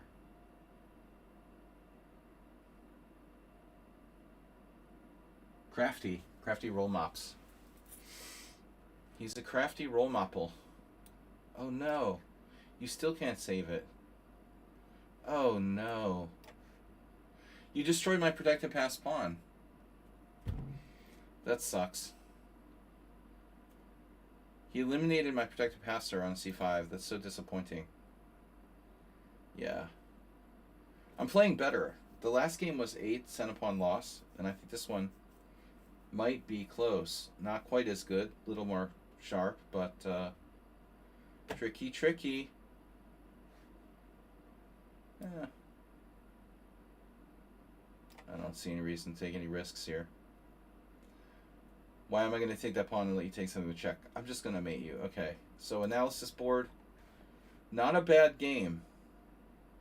43 cent upon loss. 38. 48-38. Man, it's taking its time. One mistake. I made a mistake. Looks like I made a big mistake toward the end. But how was the game overall? 46 cent upon loss. Come on, that's too high. Too high. 42. 2 mistakes. No inaccuracies. Come on, it's taking forever. 38. That's too high. 36? What the fuck? 33? Getting warmer. Gobble Roll Mops played pretty well too. Down to 31, no inaccuracies, 2 mistakes. 29, no inaccuracies, 2 mistakes, sorry. 27 cent upon loss. I made 0 inaccuracies and 27 cent upon loss. 2 mistakes. Those are big ass mistakes, man. Wow. I made no inaccuracies until move 27. That's crazy. How could my... Acerbate, you're here. I beat Gobble Roll Mops. So check out this opening. The Queen C2. I wonder who that could be. Takes. Here. Here. Here. G6. Nope. Anyway, we're going to transpose some games at some point here. Here. Dreyev Perunovic, 2015. Black has done fine. Tkachiev Perunovic. And now we transpose back into some kind of known line. So rook E1, knight G4. Now another Dreyev game, Dreyev Ivanisevic. Dreyev versus Serbia. H3 Hundyuk. Against Voldemir Schmidt, Polish Grandmaster, Senior. Knight C5, knight C5, bishop F1. This still has been played. And then my F5 is a TN. So, some dude played rook B8 here, but F5 is a TN. F5 is interesting. Sharp move. F5, F4, knight F7. Portnoy Fischer style. And what you did, it's insane. E5 is insane. It's a great, insane move, man. An inspired insanity by Roll Mops. Alright, guys. Inspired insanity. I don't think you should play E5. I think you're going too far. Look at the evaluation here. White is slightly better. I'm not sure, but this move is psychopathic, you know. This is very psycho. You're over the top. So okay, how are we doing? We still have time. I need subscribers, Acerbate. Tell them to subscribe. What are you guys doing? Come on. We need support. I'm a chess streamer.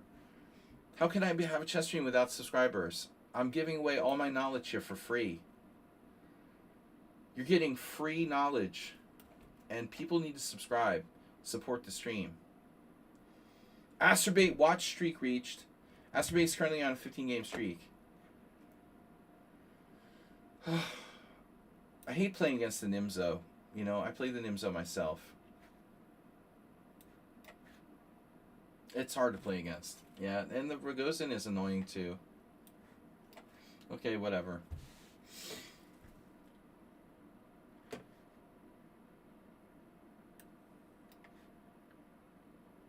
The Rogozin is basically a hybrid between the Queen's Gambit and the Nimzo. Essentially. I mean, that's what it is. It's a good opening, though. I've had a number of games against strong players here. In the Hungarian Team Championship Super League a couple years ago, I had played this line against Kovacevic and against Burkic as well. So two guys who've been over 2,600 and 2 draws. But the line is okay for black. ultimately. This is theory. Asterbate gifting a tier 1 sub to Pilium. Thanks to the game, roll mops.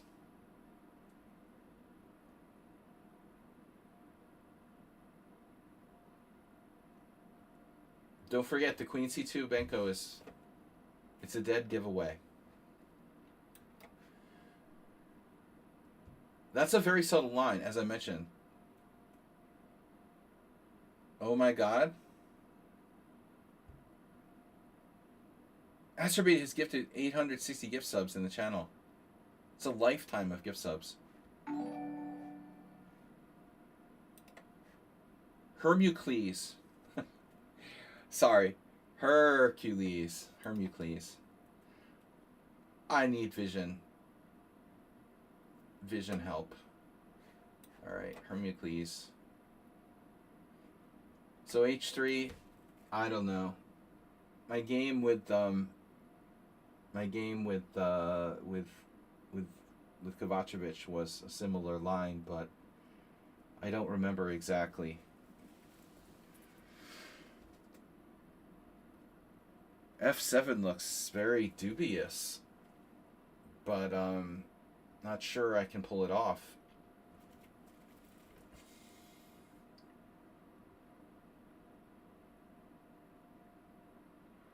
Knight F7, I mean Knight G5. What the hell is going on there? Oh, let's see. Yeah, I'm kind of confused. Bishop C1 is a wild idea. Knight G5, Rook E7.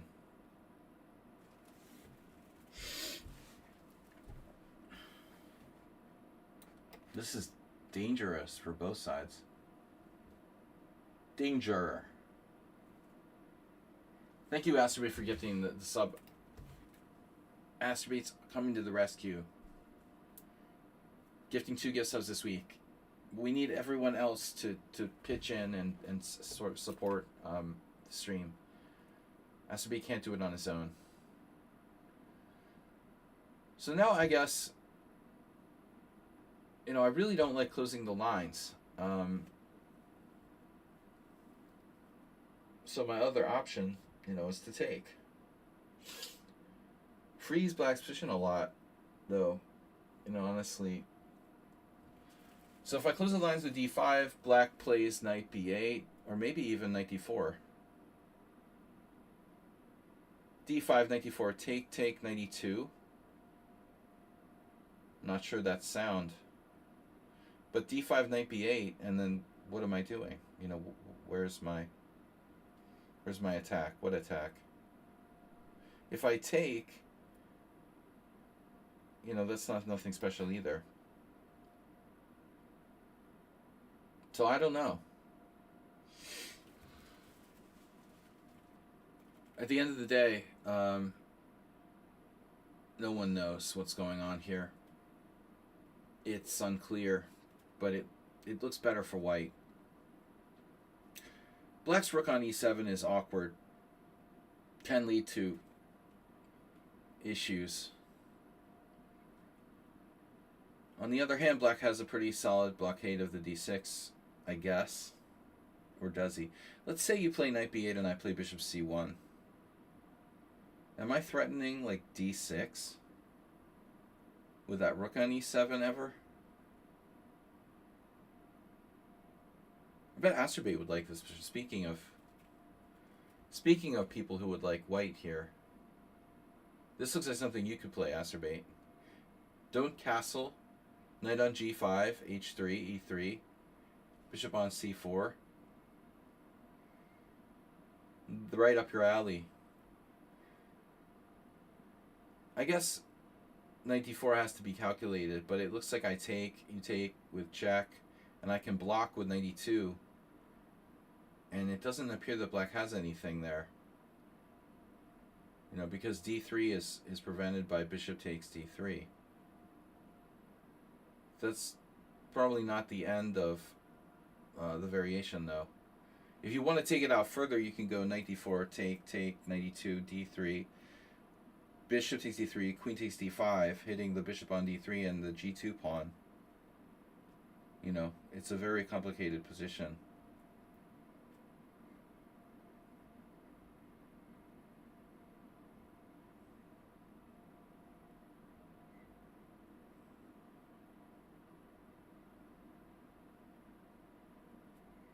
On the other hand, like knight d4 doesn't really force anything.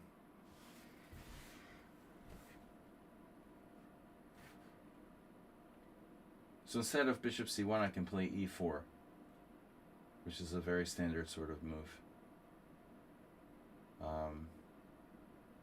Bishop c1 is weird. Also, simply castling. Maybe better to just develop. But there goes my attack. What attack? You can just kick me out now. Okay, h6. 94, 94, 94. And white is slightly better. Nothing exciting.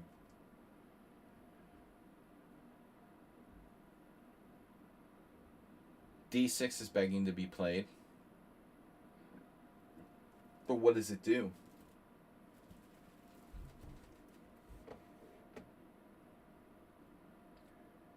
It's just like fancy move syndrome.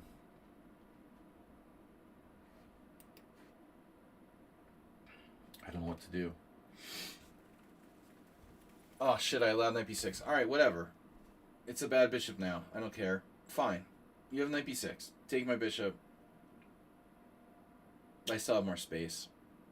Black is probably okay. I don't like e4. I don't know.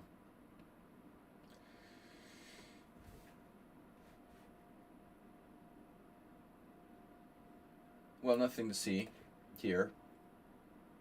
Take my bishop.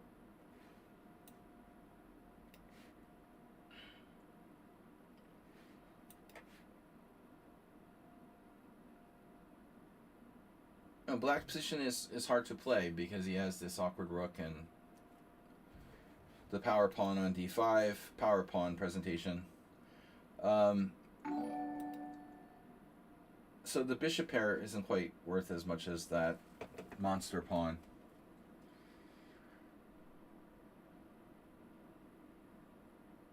So what's up with g6? What are you doing?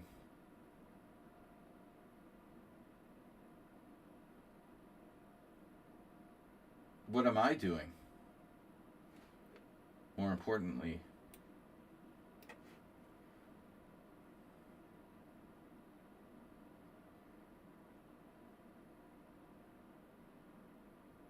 Mm-hmm.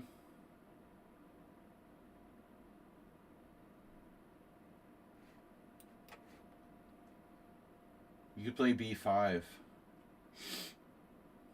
But I don't know if you want to do that.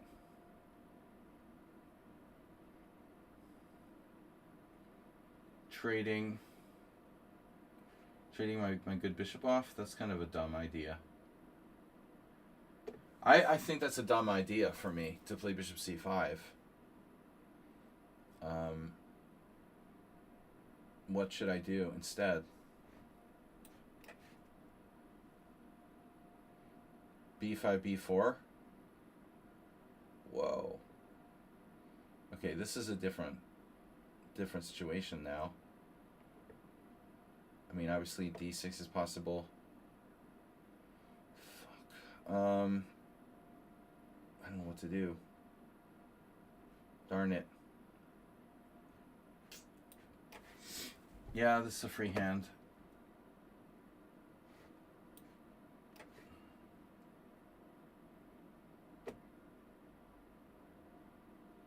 Not a fan of that move. But I've got to do something. He's very fast. And I said he's not related to Cheesy Noob, right? Do I take it back? Jesus.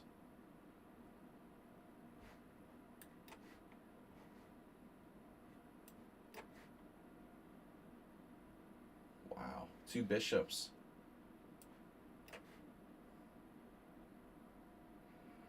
Less time he has, the better he plays, apparently.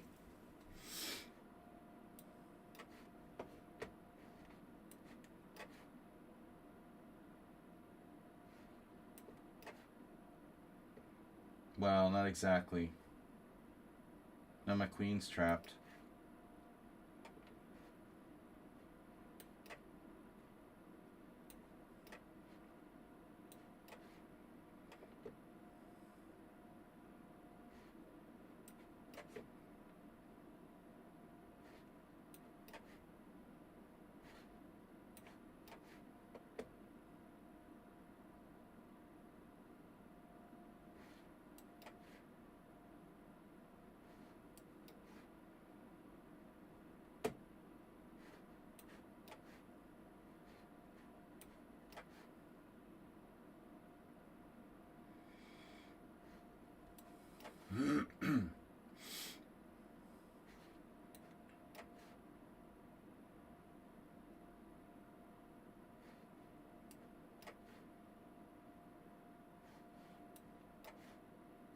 I think I missed mate in one. Alright. Time management. Need to adapt to increment situation, but you played really well. You played a great game. I let it get out of control. Whew, there's a lot of mistakes there. The time really became crazy here. Everything was under control to a point, and then it got out of control. Bishop takes f4. Still not such a bad move, but I need to be very careful here. I blundered my e-pawn. Alright, anyway. A fun game, anyway. Mad NPC last game, then I gotta go. Alright, guys. Thanks for joining me. I appreciate the gift subs. Need some more gift subs and donations. Wow. Gobble Roll Mop says thanks. I'm going to look up what a roll mop is. I think that roll mops are mops that roll, but you can never be too sure.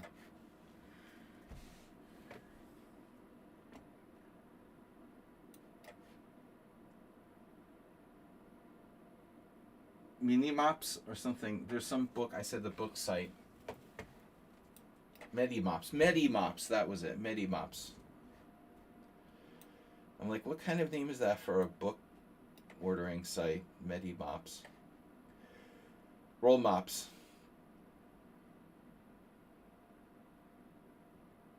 Oh, it's a kind of herring? It's a red herring. Alright. This is for MURICA. Oh, pickled herring with onion and gherkin. That's funny.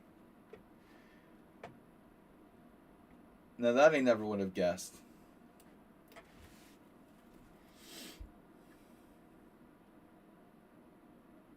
That's the German language for you.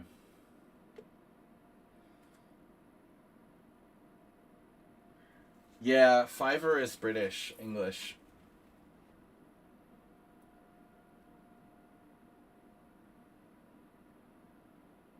I'm just trying to be funny with the British English there.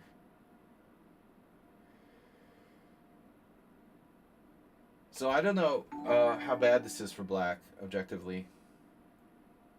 Asterbate gifting a tier 1 sub to Hercules. Welcome every new peoples. It's been a long time since I played that line. Only the pros play it. Yeah, as I told you, I had 2 games with 2600s, and draw is the best I can do. I was winning against Burkic, but I was lucky. He was probably fine and overpressed, and then we were in mutual time pressure, and he was probably lost, but I gave him a draw. It was a very stressful game. I thought I was worse. It was scary, and sometimes that happens. I regret giving him a draw, but it'd been a long, stressful game. That line is very safe. I don't know what to do against Rogozin. Rogozin is, it's very popular. with strong players especially, and it seems like everybody plays it. But this queen a4, it's a little bit too simplistic, I think.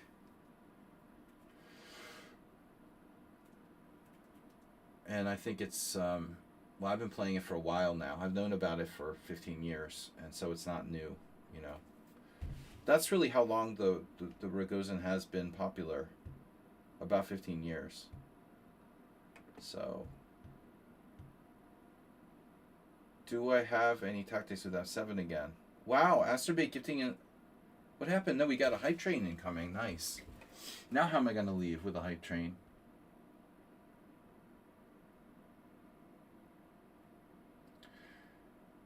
Interesting position. Bishop G5.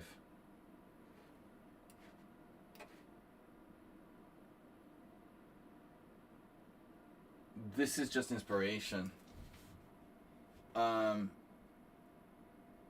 Yeah, so... But I'll be honest about the Rogozin. I mean, I prefer to avoid it. But my move order is oftentimes I play knight f3 early, so I have to play it a lot of times. If it's a Queen's Gambit, like d4, d5, c4... I had a game like this a couple weeks ago. Then I'll play knight c3 if it's a normal Queen's Gambit. I prefer not to go into the Rogozin. I don't know how white can get... I don't know how white can get an advantage. I mean, Carlsen plays it. Aronia played it. Mamajar played it a lot. It feels almost unfair.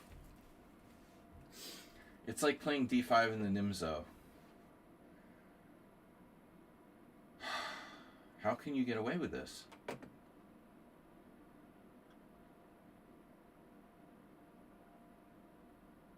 Crazy, man.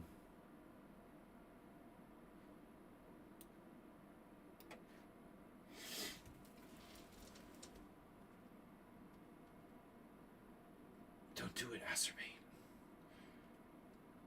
Guys, 3 gift subs from Asterbait today. Thank you so much. Playing the Cat Alley, yeah, that's even worse. It's so much theory and so over-analyzed. I've tried everything. Well, I mean, this is why people started playing Chess 960, because opening theory is kind of overloaded. But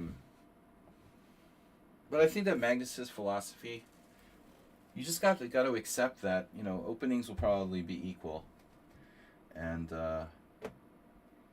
we have to try for, you know, winning positions that are essentially equal. Try to get an advantage.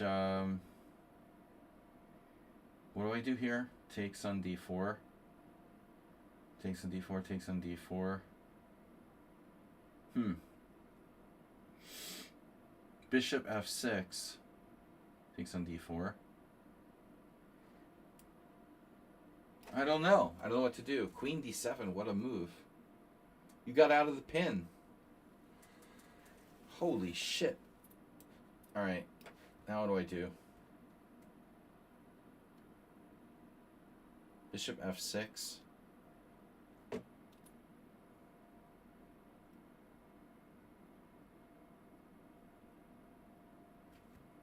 So, Bishop f6. And then Queen d3. And I take on h7 with check. Or I take first.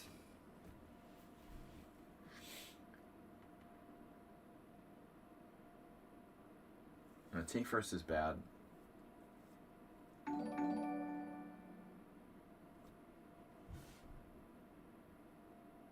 This is insane. I mean, how can black play like this? FM Solar Blast. Bishop Sacrifice doesn't work. Because black has Queen f5. This is a very nice move by black. And FPC comes up with some pretty crazy ideas. Why doesn't he recapture here, though? I mean, oh, maybe he's thinking about Bishop takes b2. Well, that's bad. I assume he just takes here on f6. But maybe I assumed wrong.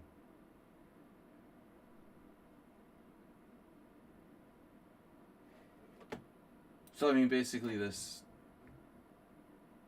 was my question. I don't know what's going on here.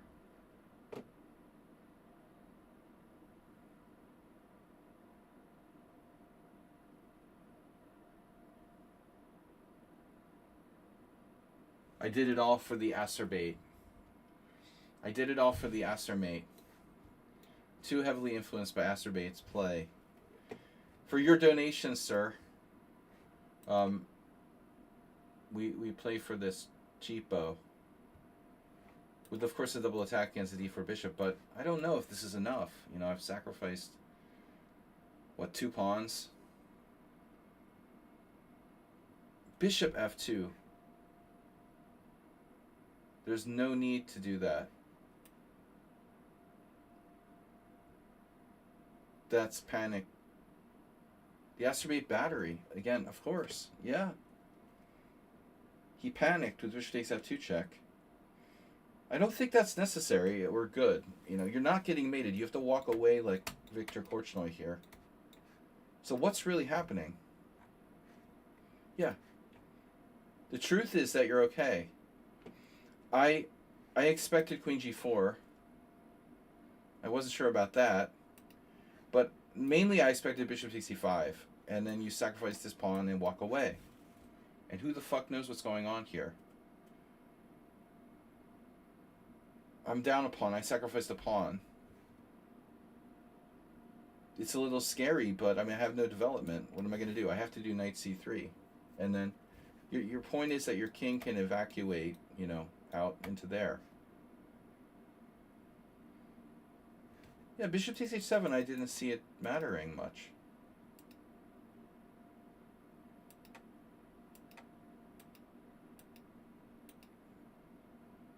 So I misplayed this position in many ways, probably. Wow.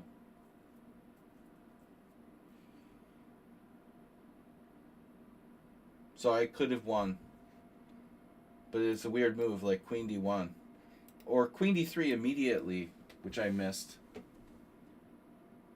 Queen d3 immediately. Shit. So bishop g5 is a terrible decision. But if we go back a little further, okay, you're making a mistake here. By surrendering the center. Or not. It's not bad, apparently. Okay, e takes d4. You can go back with knight e8. But apparently you have this even crazier move. Zyatinov. Zhyatinov's like 1900 now. He probably like sold all his rating points. But he posted a photo, crazy photo, on Facebook yesterday. An amazing photo. It was Romanician against Zyatinov. And it was like World Junior Championship or European Junior Championship. I can't remember. 1972. It was the year I was born, and the year that Bobby Fischer played Spassky, of course. And amazingly, they're still both alive. Romanician is. I thought Romanician was older, but maybe not. So anyway, yeah, this is crazy. Wow.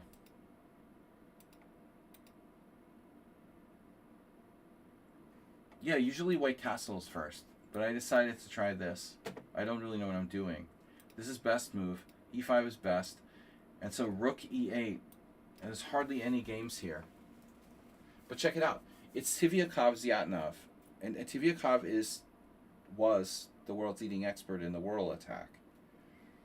And I think it's a good system because it's not played that much. So rook e8 you always want to face off against that queen in some way. So Tivyakov castles, and now Zyatinov went wrong. Zyatinov tried to take on c3. This is, wow. Greedy. But black can play bishop f8. And there's another game. Young Robin Spinkles.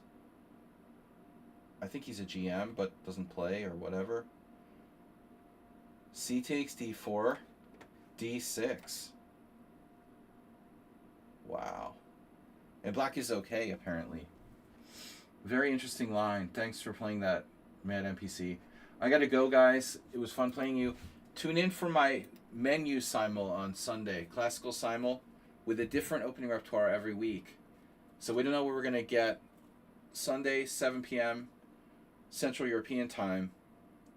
Asterbait, thanks for your support. Thanks, everybody. Interesting games today. We had some interesting openings.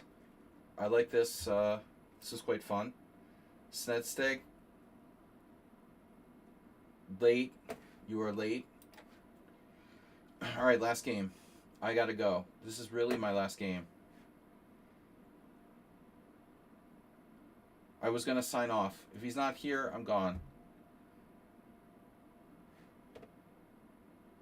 I never do well in these games when I was like saying goodbye. Usually I lose because I want to go and I'm like disappointed. My heart isn't in it, but I'll try. Man, what's up with everyone playing the Scotch?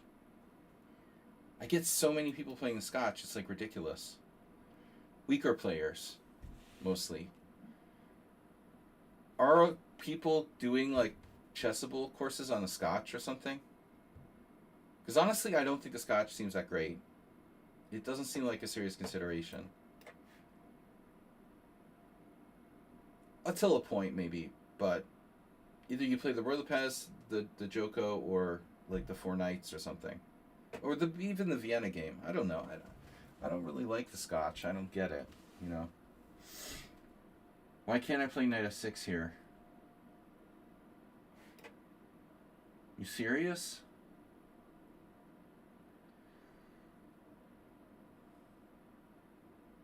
Okay, Knight f6, blah, blah, blah, blah, blah, blah. Yeah, we always want to put the knight on f6. e7 is too passive. And f3. We're getting very close to Steinitz versus Mr. X after this. X versus Steinitz. I can't remember who Steinitz played it against, but he was my inspiration. I mean, we're fine here. What did Steinitz do? He did like knight a5. But the knight was on c3 or something. Knight a5. Holy shit, Batman. Can I do that? Well, that way I don't get my pawn structure blown up. Bishop e2.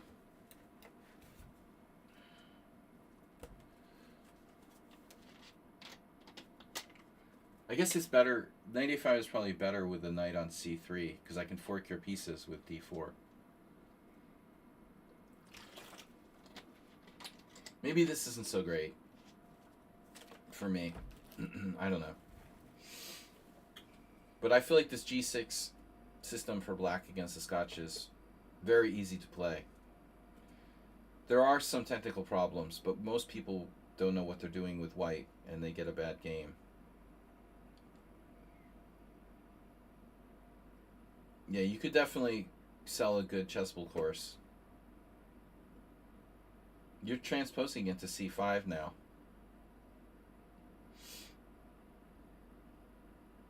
Isn't that like an oof sort of scenario?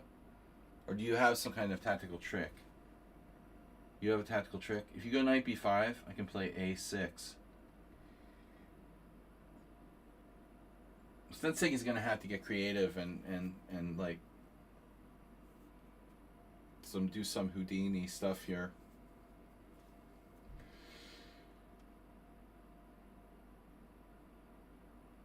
Knight b5, d4. Bishop f4.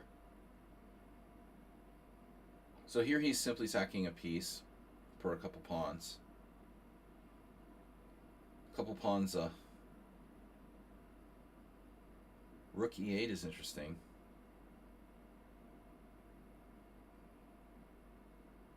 In between move. So my knight is sidelined. side knight. But wait, I can take... You take on g7. Okay, I get it. So my knight is stuck. You're threatening b4. Stuck knight. Stucco. Fianchetto knight. So it's a question of how much compensation white has. He has 2 pawns for the piece. You're playing the Halloween Gambit. b4, knight b7. I'll accept it. You get half credit. Coffee house blitz game. Bye bye knight. Bye bye everyone. I gotta go. Lesson time. If anyone's interested in lessons, I do private lessons, but only if you commit to take lessons on a regular basis.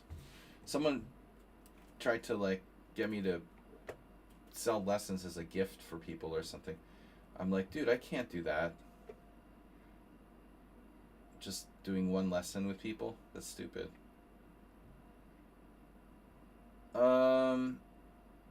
Well, I can't really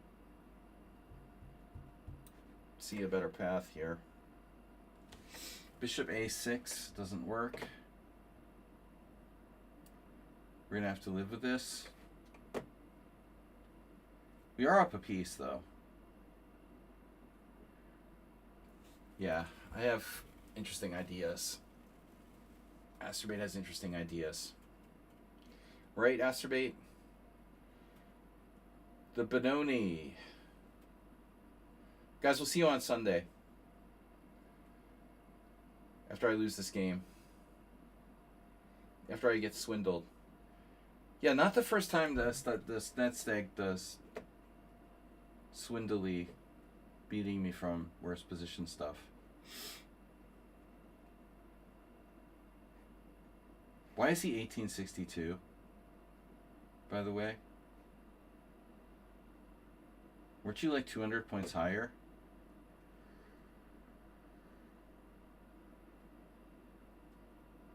I'm almost in Zhuang, it feels like.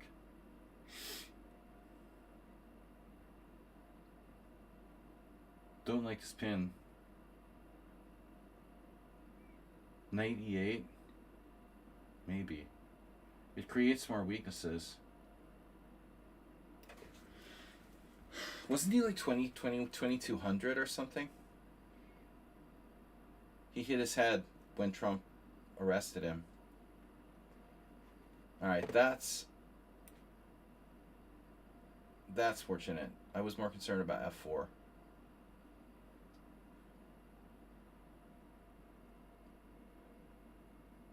He's not the same. He hasn't been the same since Trump kidnapped him.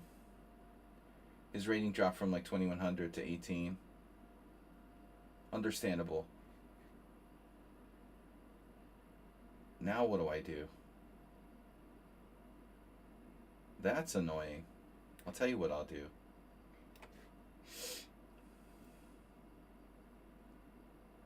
Ah ha ha. Ah ha ha ha. Time. Last game, guys. Will it ever end? So let's say you've done this before. Like, you always wait until the last challenge. I think he does it on purpose. I'm beginning to suspect that. How many times has he come with, like, the late last challenge? He knows I'm more vulnerable or something. He knows I'm more paranoid. Oh, for fuck's sake. Alright.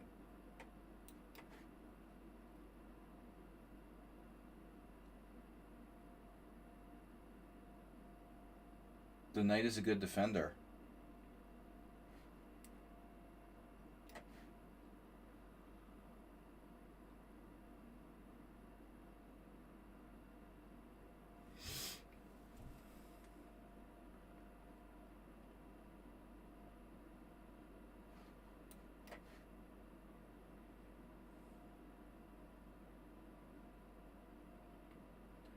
Get out of my swamp. Oh my god. What a move that is. A4 triple exclam. Engine number 1. That's a crazy move. You sack the pawn to create like connected pawns down the middle. That's a great move to find. Low time. That's a great move, seriously.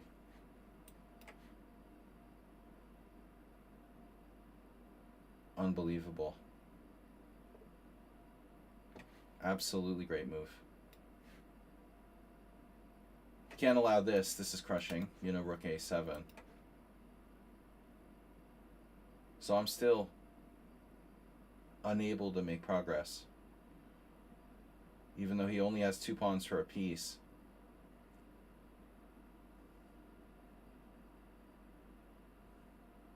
Very tedious. I just want to go home. Let me go home. We're up a piece. Resign. Come on. Make it easy. 1 move threat detector.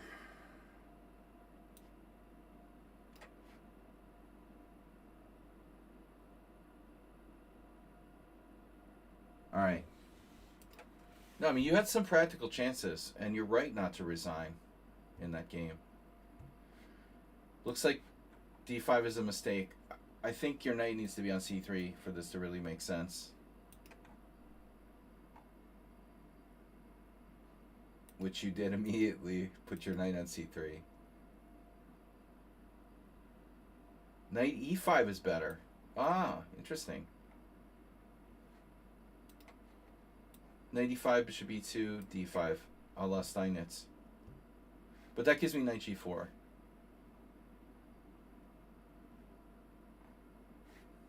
So, computer hates this line for me, but I don't know why.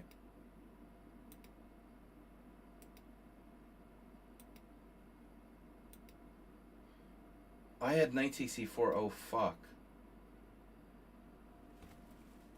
It's a very unusual order of moves that doesn't usually happen.